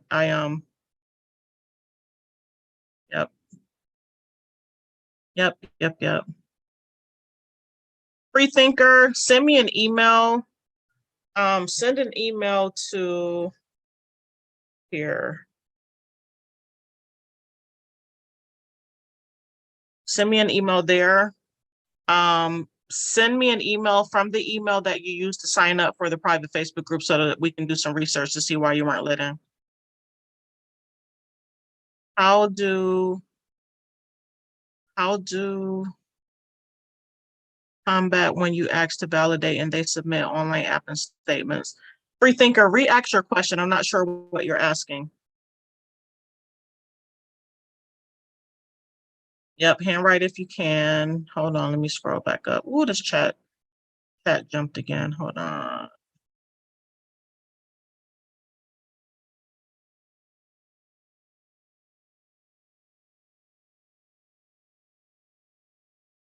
Yeah, Barnabas, you got to go to the next step the way that I just described. You have to ask them for evidence and then put them in default.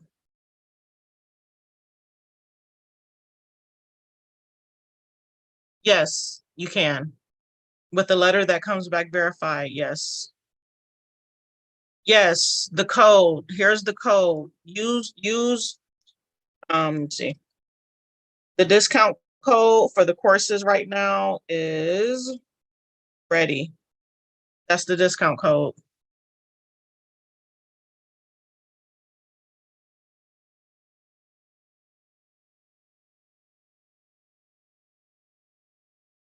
What were the reason why they gave you why those 2 charge-offs were not removed, Ace? And what type of charge-offs were they? Need more information. All right, yeah, you can use the discount code R.E.A.D.Y. Let me hold on. Let me see if I can drop this link again.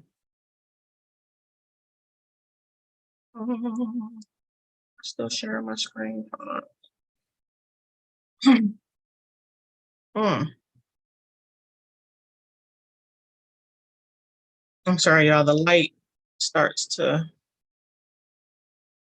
bother my eyes after a minute or so. I may have to turn this light out. I know it's kind of dark. We'll just have to do it.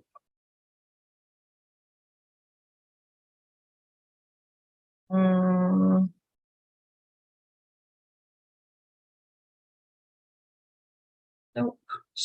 But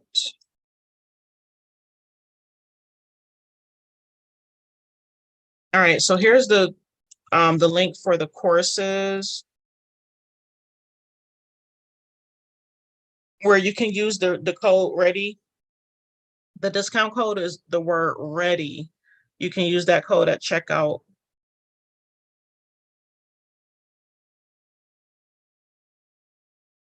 All right.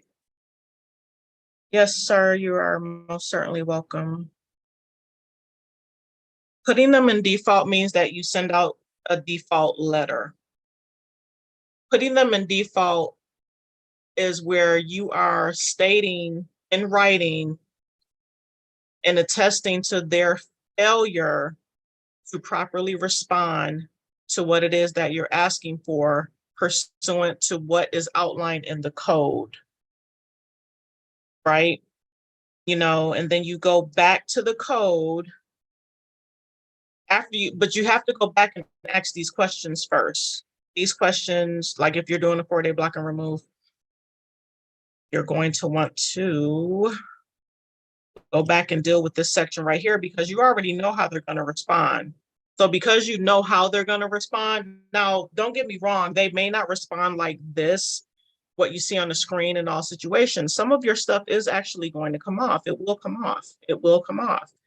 But for those items that don't come off, you saw the ladies, her thing that she posted in the Facebook group. This was their response. This was an actual response that they got. They said that they are declining, right? So they're asking her for more information. So you're going to want to provide that information to them, and you're going to give them additional time to respond. And while you're giving them the additional information, you still have to deal with this section right here. You got to deal with it. Okay, how do you know? Guys, ask them questions. I'm giving you the answers right here.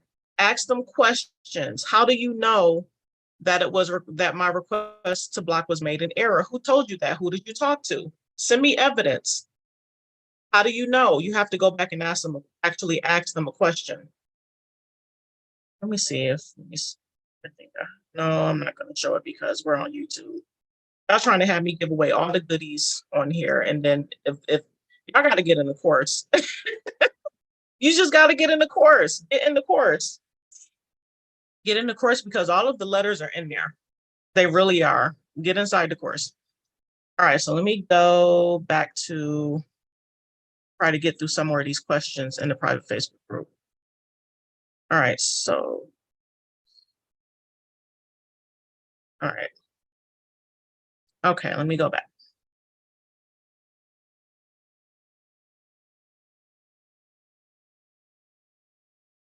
Okay. Somebody asked about how to submit a special deposit. Anything that you're sending, you always want to make sure you send everything with tracking. Send everything with tracking. If you can afford to do the registered mail, then do the registered mail. Now, let me let you all know, for those of you that are using labels, don't use the labels for everything. You got to discern what situations are good to use those mailing labels and which situation is not. If you're doing a special deposit, just go ahead and deal with the cost for the mail. Don't use those labels because some stuff, if you're doing a special deposit, especially if you're sending your birth certificate by way of special deposit, don't use the labels. You want to pay for that because that's a bond. You don't want to send your BCs anywhere and try to send it with free mail. Be very discerning. Don't do that. All right, so let's see what else is going on. Let's.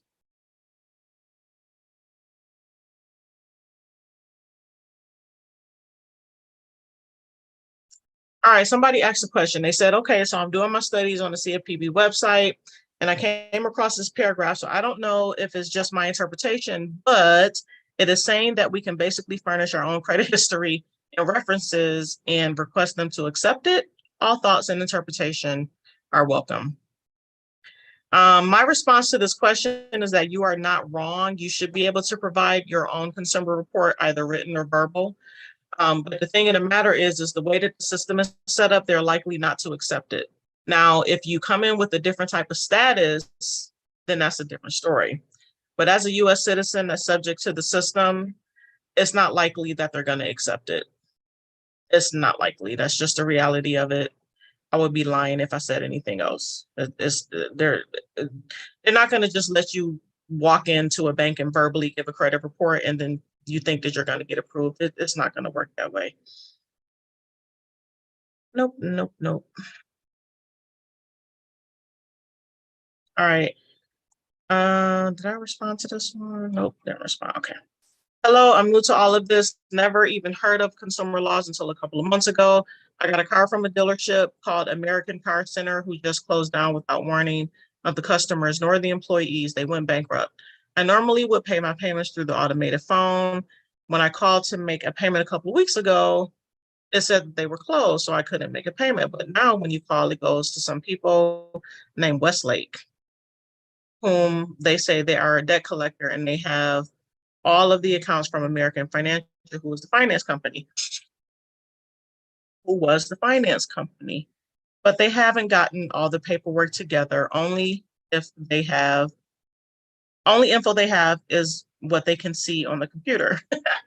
Oh, that works to your advantage. I know from watching videos and some things that if I didn't sign papers with Westlake, then something can be done. Right. You do not have let me respond back to this. You do not have a contractual obligation with this company. Therefore, not owe a debt.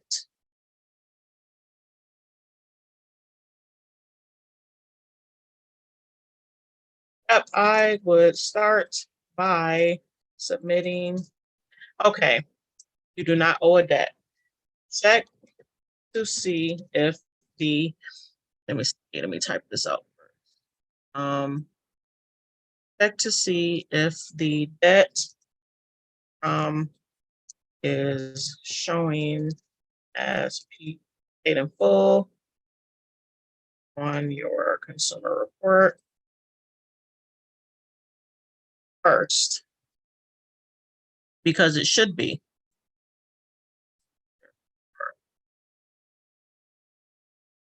And see, I wouldn't even, if I knew that a company went bankrupt, I would just sit back and wait to see if something is going to pop up on my report.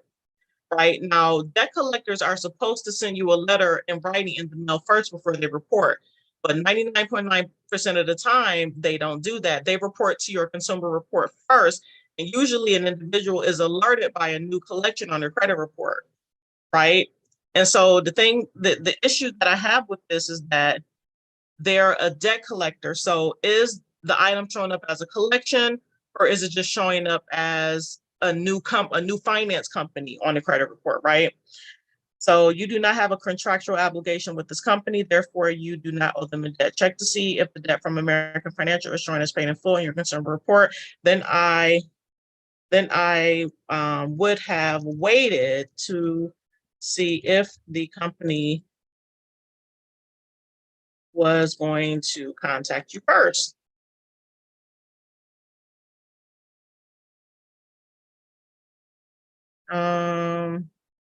However, since you have already called them, go ahead and submit a debt validation letter. They will need to send you something, they will need to reply within 30 days.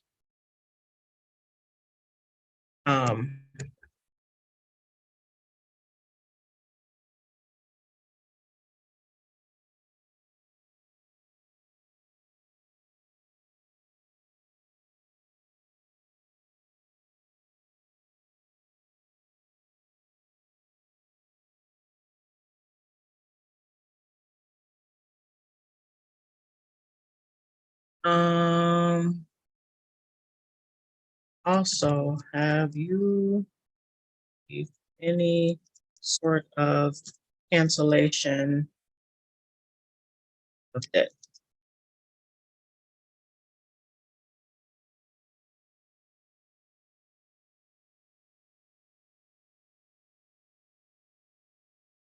American Financial.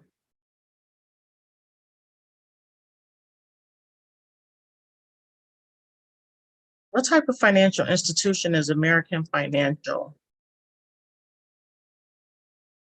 Because if this is a bank that's failed, there's another direction that you can go in.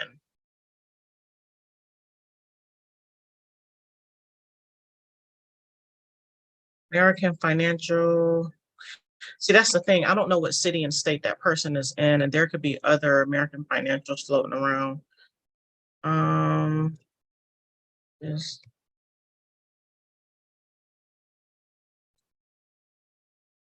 there? No, that's not what I want to say.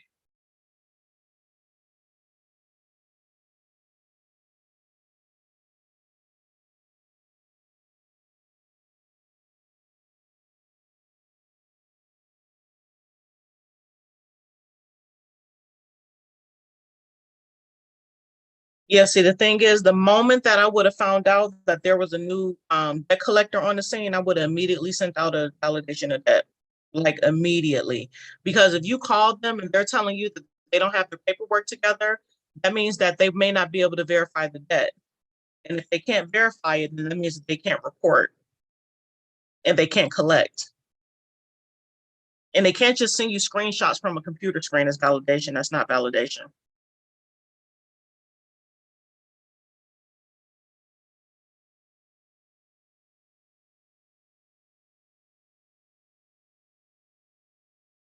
You will need to reply in writing.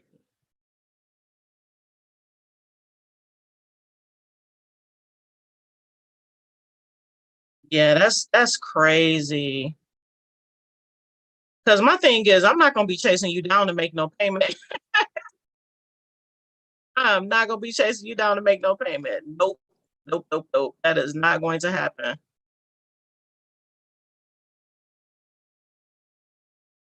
All right, so this person already got their questions answered. And thank you all so much that's in the private Facebook group. Thank you all for helping each other out and answering those questions. You all are such a great help. You're such a great help. You really, really are. Hold on, let me go here.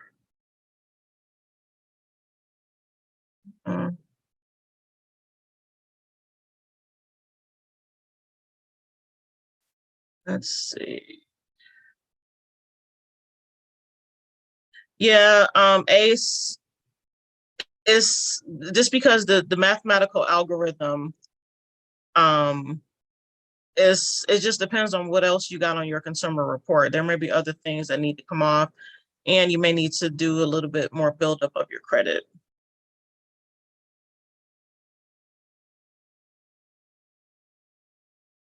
When you said me and my wife are hue face, I'm not sure what you mean.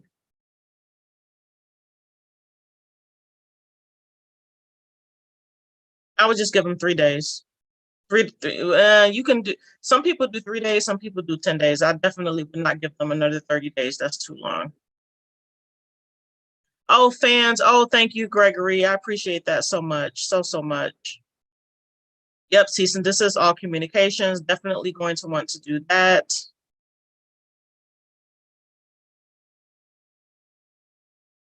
No, you don't have a contractual obligation with them. 6 years?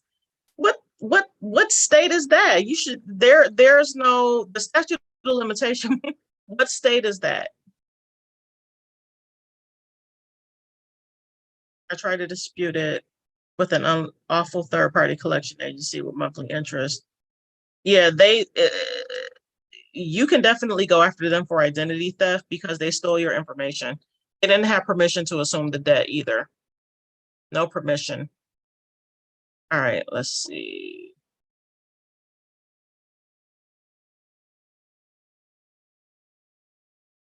All right.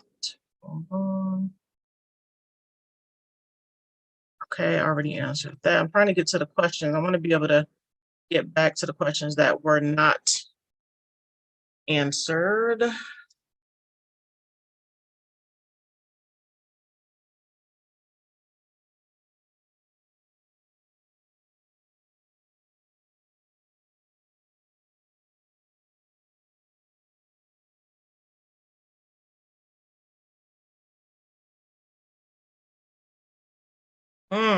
This is a loaded question.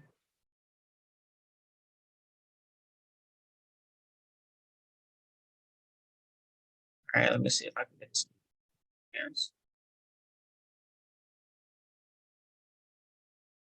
All right, let's see what she got.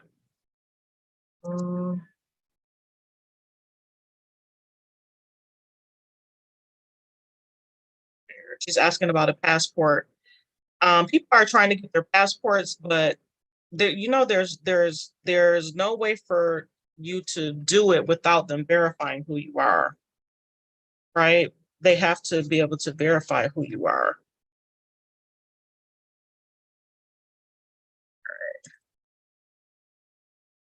No, you do not want to cancel your social security number. When it comes to doing any of these Remedies, you're not going to want to try to eliminate or you're not going to want to give up your social security number or try to collapse the trust or try to hand in your birth certificate. The key is to take control of these things so that the accounting can still flow, so that the parties that are currently accessing the account can still get what they need, and then you can still get what you need. You don't want to do it in a way that's going to prevent you from accessing the money. So no, you don't want to do that.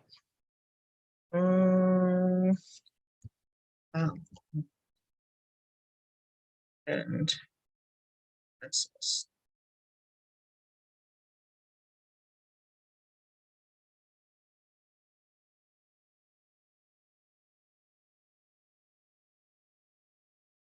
Nope, you don't want to do that.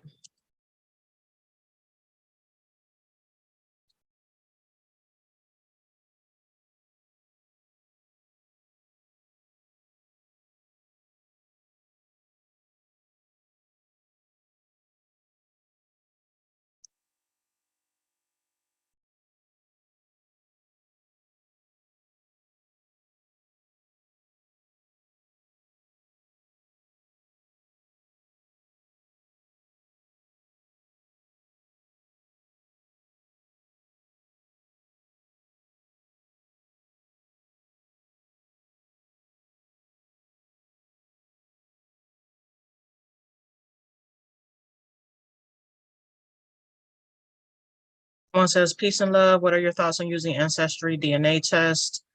Oh, that's another thing. If you all are asserting yourself to be of a certain nationality or anything like that, you're going to want to get DNA tests so that you can know with absolute certainty what demographic you actually belong to, your family lineage, your family tree, that sort of thing. You have to do a real DNA test to be able to assert who you are. A lot of people are saying, oh, I'm this, I'm that, or I'm a more, stuff like that. How do you know? Do you really know? Where's the proof? You can't just say that you belong to a group of people without proof.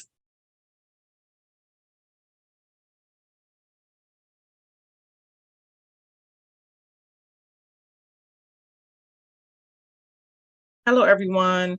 Will this be a violation of my consumer rights? This is the company that took over the accounts from American Car Center after they went out of business and filed bankruptcy.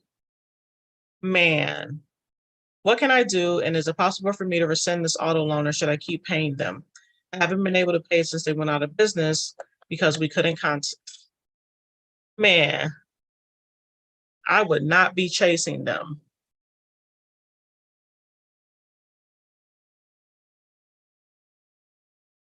You know, this is the perfect time for this type of situation.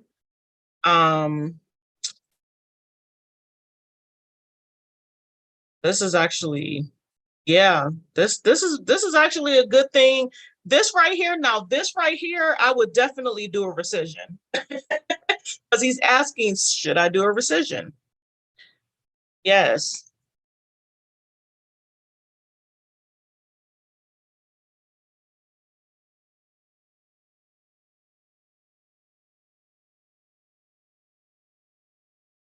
Would. Yep, that would actually work because you have legal costs to rescind. The company would bankrupt. Mm-hmm. Sure would. Let's see. All right, let me go back and see what y'all got in the chat. Boom, boom, boom, boom. The Facebook group. Let's see. I'll drop the link in there again. I think it got lost in the chat. All right, here is the link to join the Facebook group.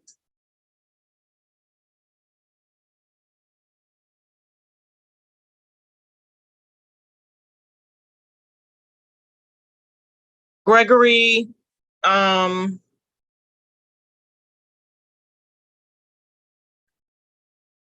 get the title. Now you got to be, when you do a rescission, you have to be very discerning on what the situation is, right? You want to be very discerning on doing a rescission. Doing a rescission is not going to be that easy to get your title back unless you have legal costs to rescind, right? So I dropped the Get Ready contract guide inside of the Facebook group. Let's see.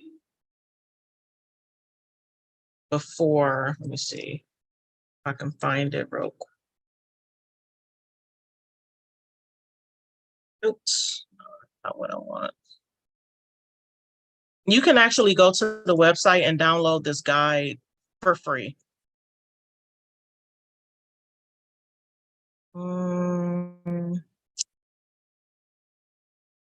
is it at on the website? Actually, no, let me pull it up. The Get Ready contract guide is going to give you legal costs to rescind. You're going to want to look at that first before you make your decision on if you're going to rescind or not. Because you have to have legal costs to rescind. You just can't go and rescind. You got to build it up, build a case up, right? You definitely want to have good legal costs to rescind.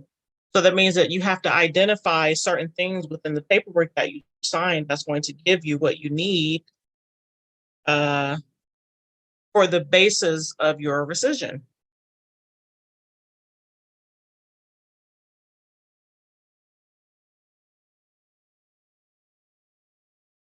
Come on. There's my guide.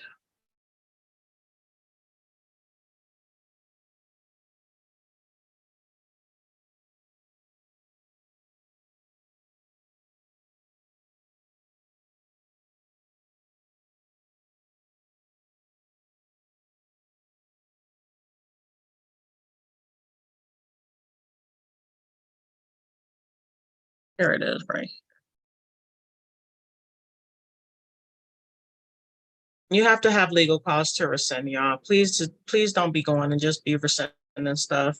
That's not smart, because you still have to be able to defend yourself when you rescind.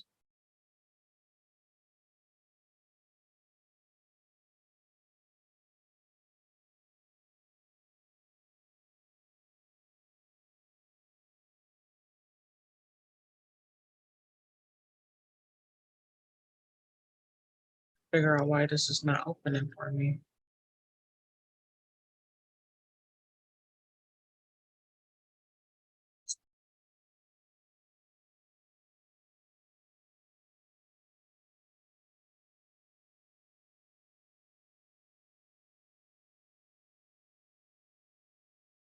Oh, that's not the actual guide. Here it is.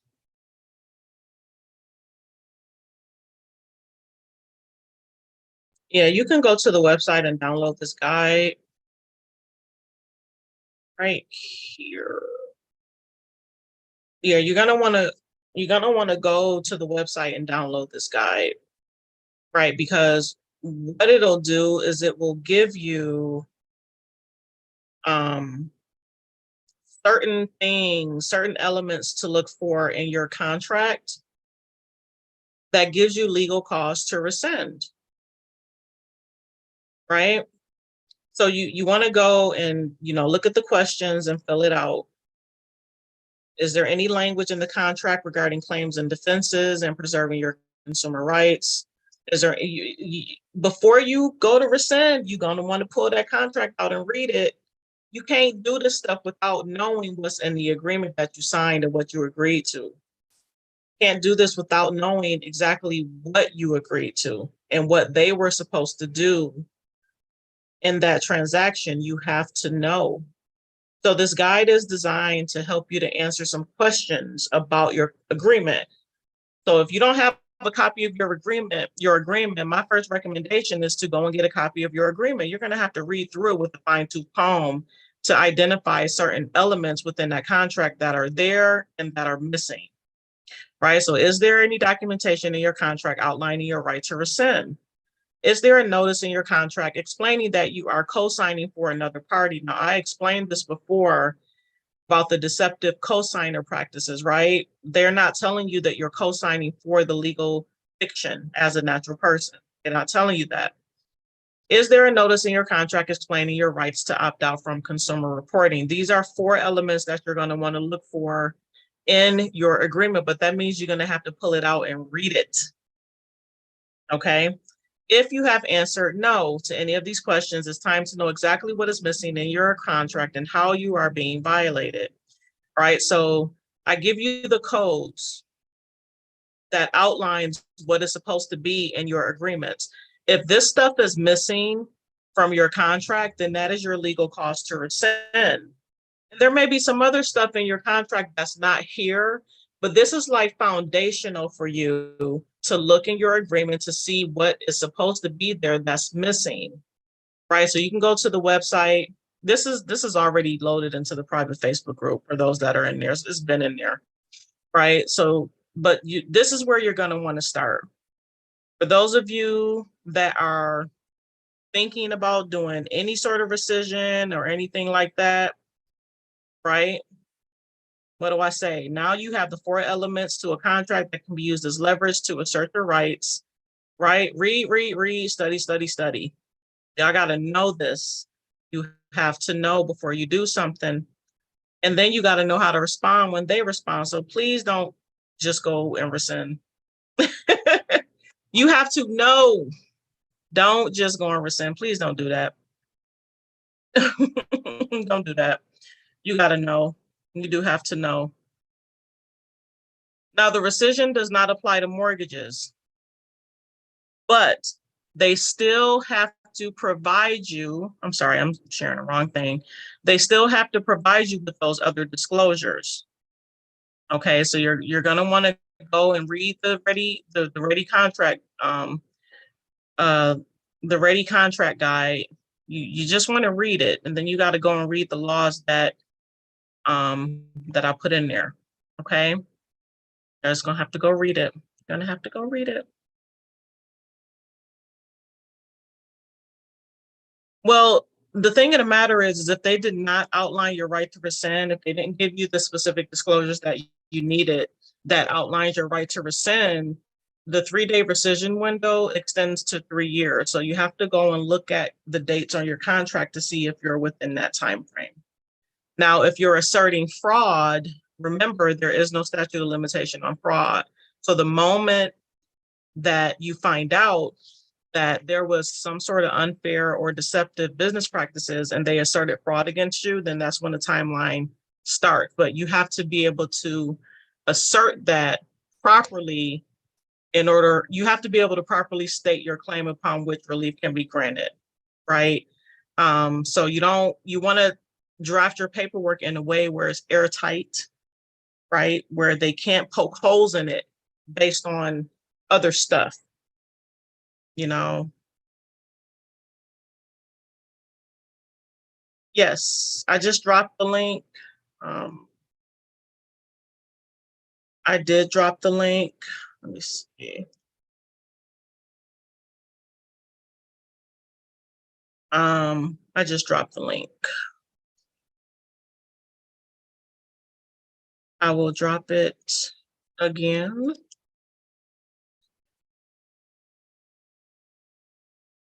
All right, but I hope that this live was beneficial. There's the link again.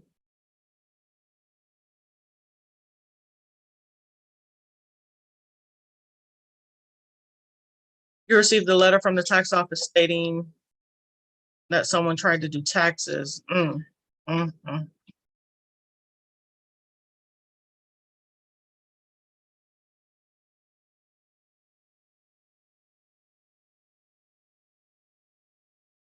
There's actually an identity theft form that the IRS has.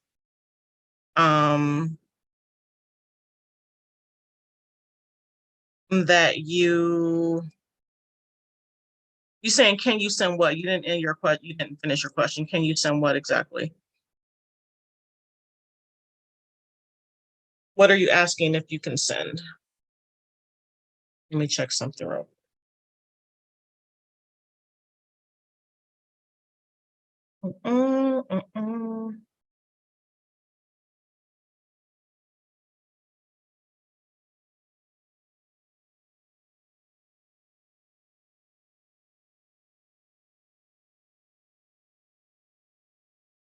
Okay, perfect.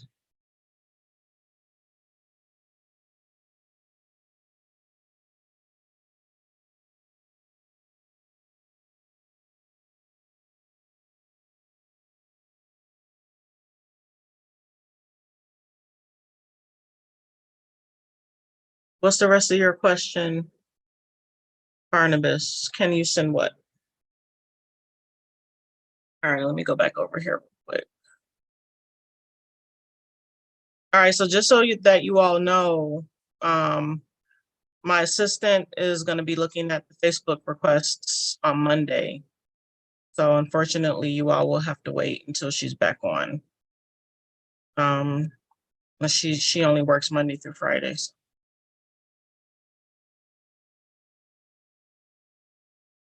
Let's see. Okay, let me try to get through some more of these questions, then we're going to end the live. What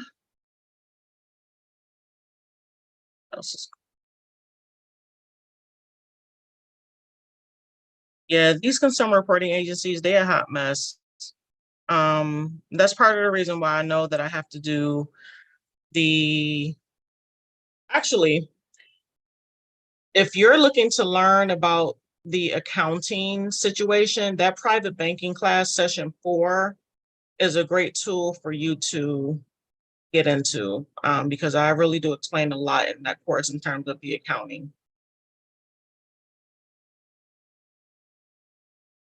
All right, so is it legal for a debt collector from another state to collect debt in Georgia? Is there a consumer law reference or number that you can refer me to? Now the thing of the matter is with debt collectors, they're required to actually have a bond from the Department of Insurance. So you have to check for that debt collector's bond. And then you also want to check the Secretary of State website to see if they're registered to do business, because they have to have the ability,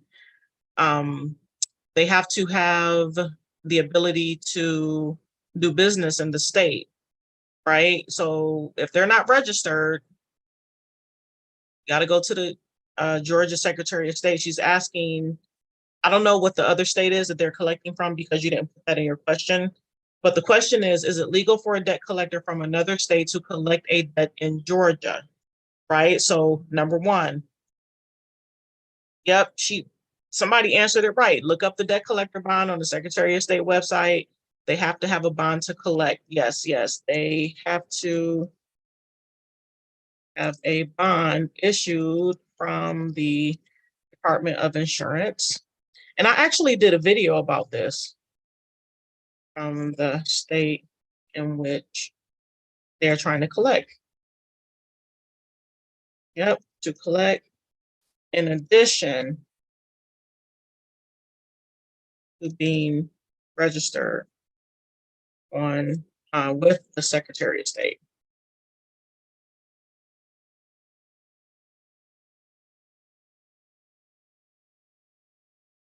Yeah, these collection agencies, because it could be somebody collecting from their basement. Anybody can go and take some money and buy a portfolio of debt and start calling you. Anybody, like literally anybody can do that. They have to be registered and they have to be bonded. So you got to check that. You're going to want to check that first. Definitely going to want to check that first.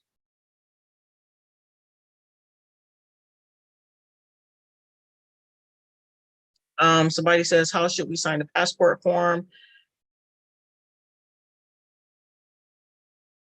How should we sign a passport form? Also, I have been doing some research. I'm wondering if this is where the name change correction would come in. No name change correction is filed with the passport.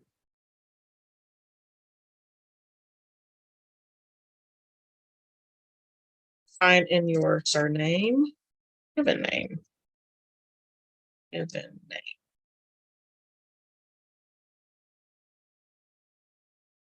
Yeah.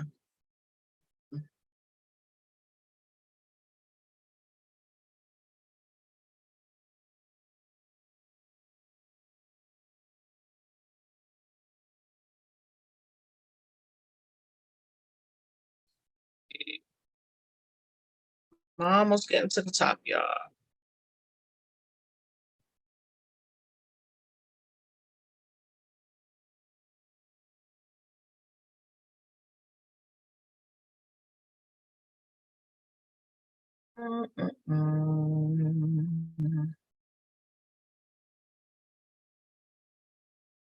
I will be covering. Somebody's asking, how do you start a foreign business trust? See, when I see somebody ask a question of how do I start a foreign business trust, the first thing that pops into my head is a qualified subchapter S trust. That's a little bit, it's like high level. So I would have to incorporate that into the trust class that's coming up. For those individuals that are looking to file a business trust, I can make sure that that is part of the curriculum. So you're going to want to get enrolled in the class because that essentially can be a part of your trust structure. A business trust, I can show you how to set that up. Absolutely. Qualify subchapter S, trust. And you can do it foreign if you want to.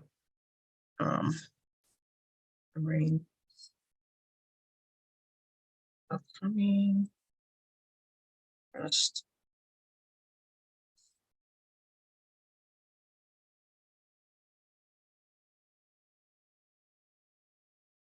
Yeah, y'all gonna want to be in that class. I'm really gonna take the time out to put that information together for you. You are going to want to be in that class. Now, for those of you that are already in the private network, I have to say this, y'all are on a whole different frequency, right? You are moving towards changing your status. You will already have access to high level information. There is no need for you to join this class. You don't have to. You just don't have to, right? I'm telling you, you don't have to get into this class. If you want to pay extra money to get in there, that's up to you. But I'm telling you, this is for the people that are still operating in the public, right?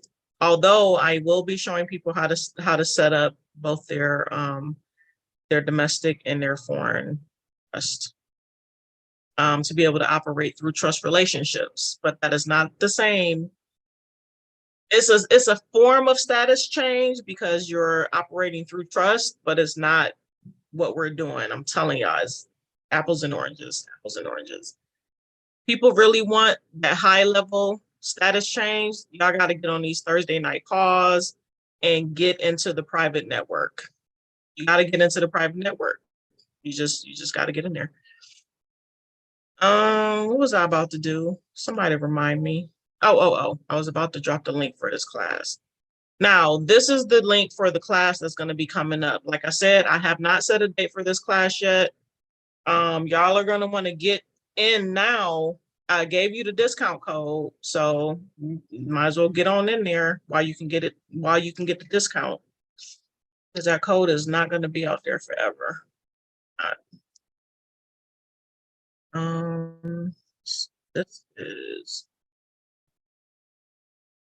This is the upcoming trust class. Y'all are gonna want to get in there.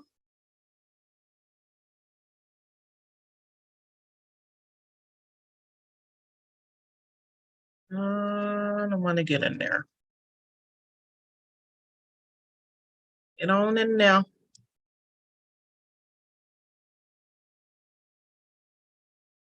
Yep, you are going to want to get in there. Look y'all up. All right. Let's see what else we got. I'm almost there, y'all.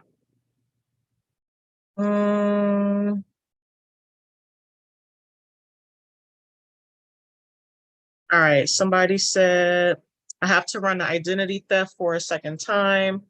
Score shot up again. However, I'm trying to get business credit. After 3 pre-qual checks, I was denied. And I was told I need to remove the fraud alert from my credit. Is there some suggestions on how to do it? Yeah, you can call them or you can write them to get those off.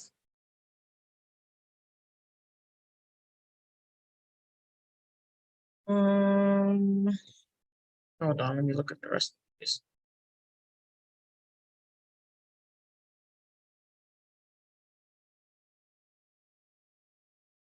And she says, how many things do you put on your identity theft report at a time? It depends on how many you have. If you got a lot, I would try to group them together according to category, if you can. The last one, I went after some same 3 closed accounts, some higher inquiries and addresses that they were not taking off. So I told you how to deal with the addresses, right?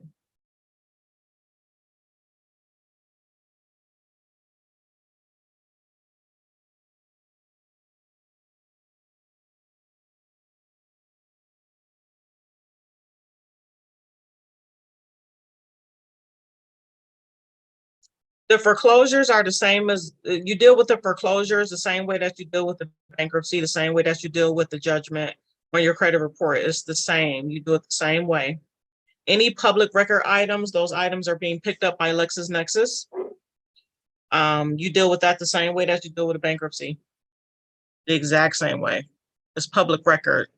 Because the courts are not, the courts do not report to the consumer reporting agencies. They just don't.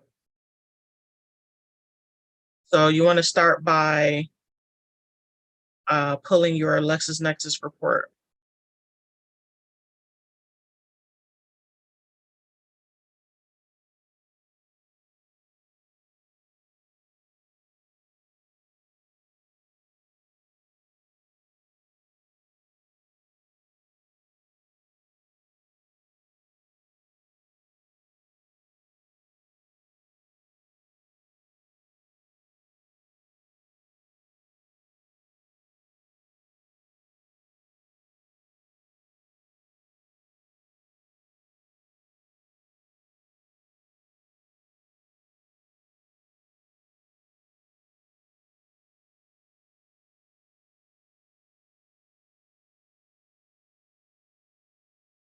All right.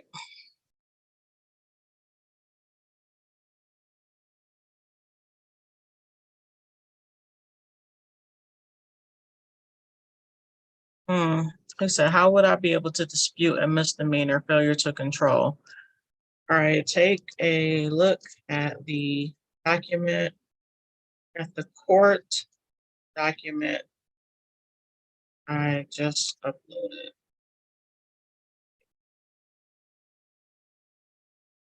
Anything dealing with court, you want to refer back to that document.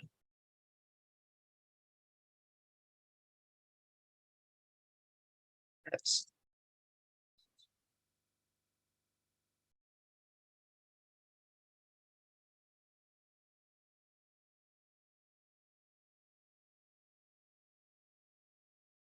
the question was, after watching the video for the block and remove, it might be an option to claim identity theft for a charge off resulting from a car loan. Absolutely. And then they said, also found the identity theft on the IRS website. Do you recommend sending that in? But that's in regards to someone filing fraudulent tax returns. I'm just letting him know.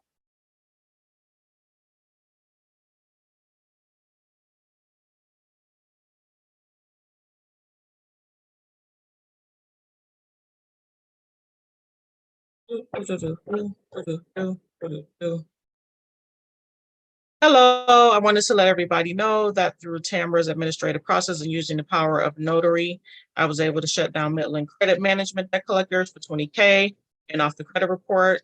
That's a huge win. However, I have not been so successful with the 3 credit bureaus removing other things that should not be there and after sending the intent to sue. If you sent the intent to sue, then that means you need to sue. don't say that y'all are going to do something and then you don't do it. If you send an intent to sue or an intent to arbitrate, then you must move forward, because they're going to call your bluff and ignore you. You have to move forward with the next step. You just got to move forward. Arbitration or litigation. Yeah, we don't want to keep threatening and then we don't do what we said we was going to do. You got to do what you say you're going to do.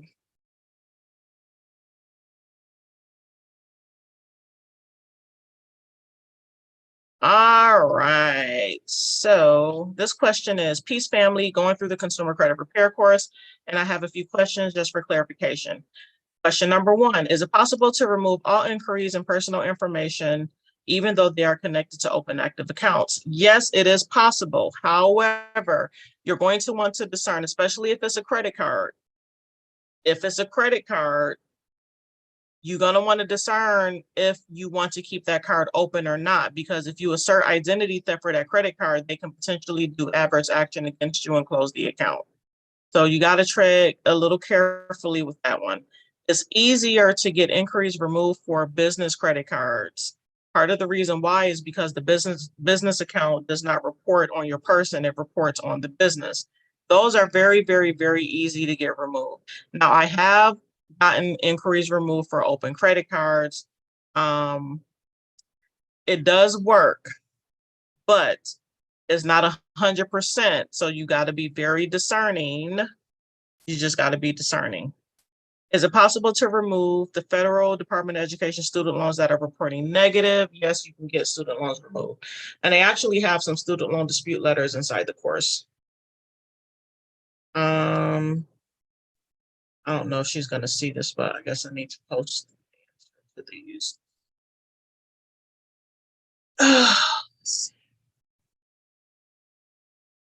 Let me see.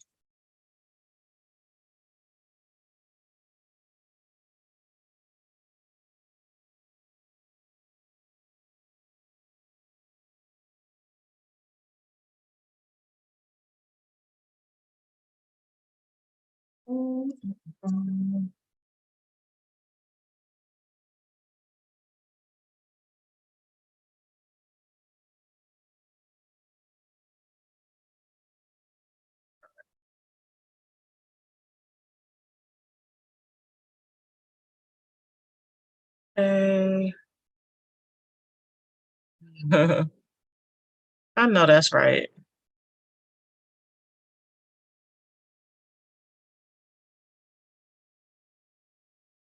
Okay, Jennifer, she got her bankruptcy removed. Beautiful.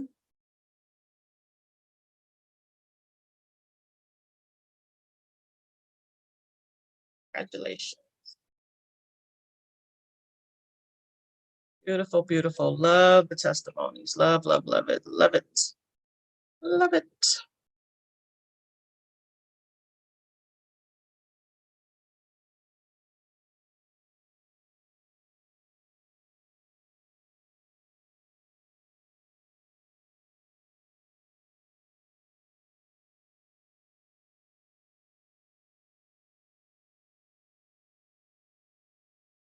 Someone is asking about the labels.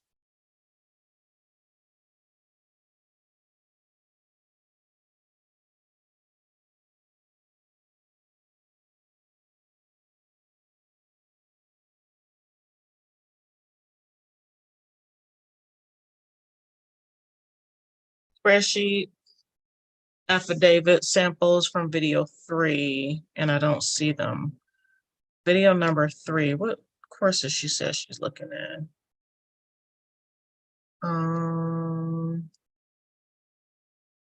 Let's see.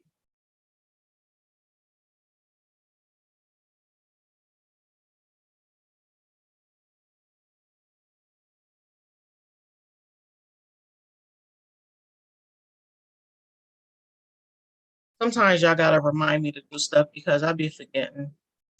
Should the EIN be linked to a post office box address or home address for the DBA? For the DBA,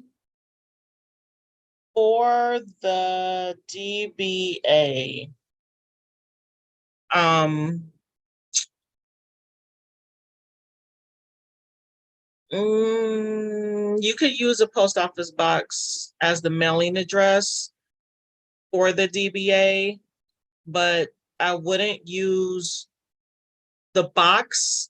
I would ask your post office if you can use the physical address for the PO box.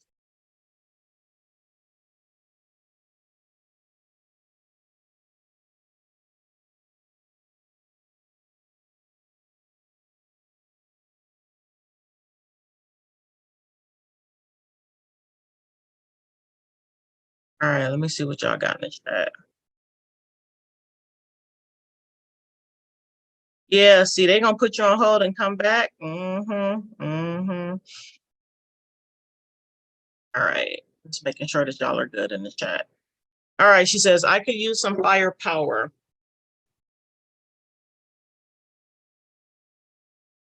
So I've done the identity theft process twice. Capital One comes off, but then comes back on, which is fine because I can run this process if I want to boost my credit. No, they're supposed to send you a reinsertion letter. If they remove something and they put it back, they have to notify you within 5 days of the action to put it back. If you don't get that reinsertion letter, then you have to hold them liable for that. But those stinkers at first, she said those stinkers, at First Premier Bank, I've tried everything. They send the original paperwork to credit unions and they refuse to take it off.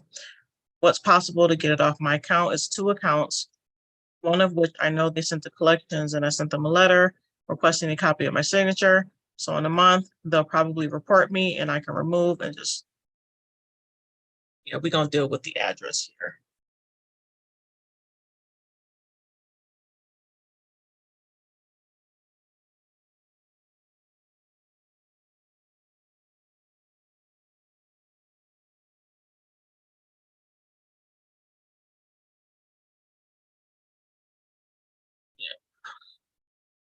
That address, boy, is like the gatekeeper for these accounts not getting removed. I'm telling y'all.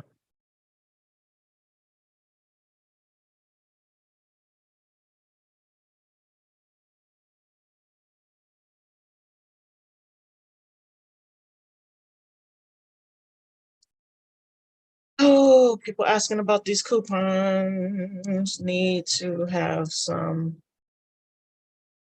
paperwork in place and place the banks on notice.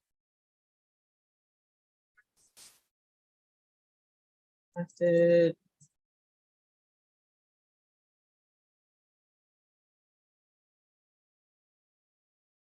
All right, I think we're at the top, people. We are at the top. All right, what is this right here? Somebody did a Freedom of Information Act. Let's see. What is the Department of Homeland Security letter that we request regarding citizenship status supposed to state? Exactly. I got mine's back, but not sure if the verbiage is correct. Does it specifically need to say they didn't find records related to my U.S. citizenship status? Here it is. Thanks in advance. Okay, so let me pull this letter up and go through this. But what was the request?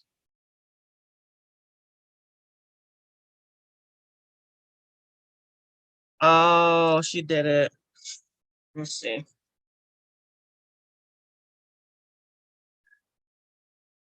She requested what are you trying to, I don't know what she's trying to do. She did a FOIA request for her I-94.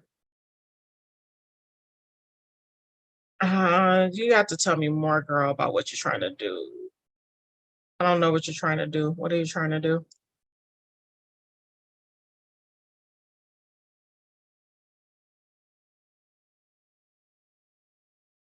What are you trying to do?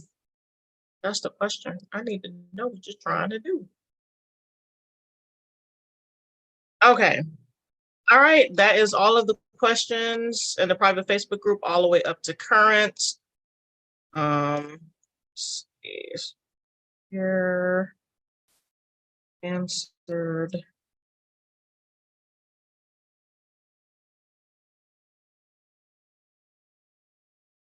back to it.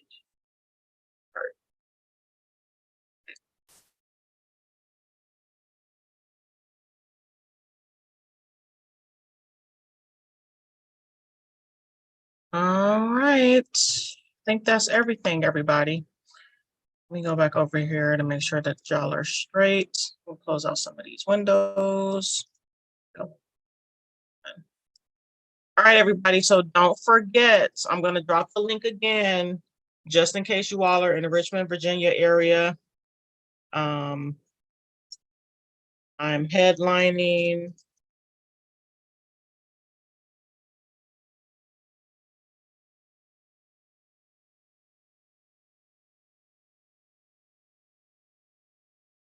Get your tickets.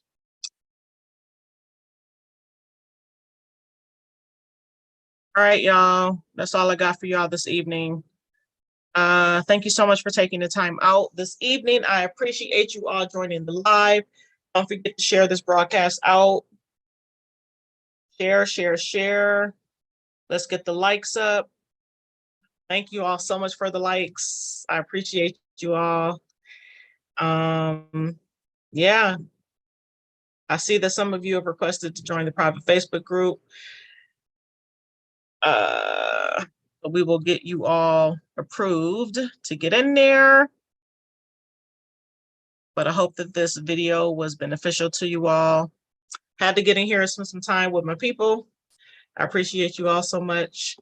And I will see you all in the next video.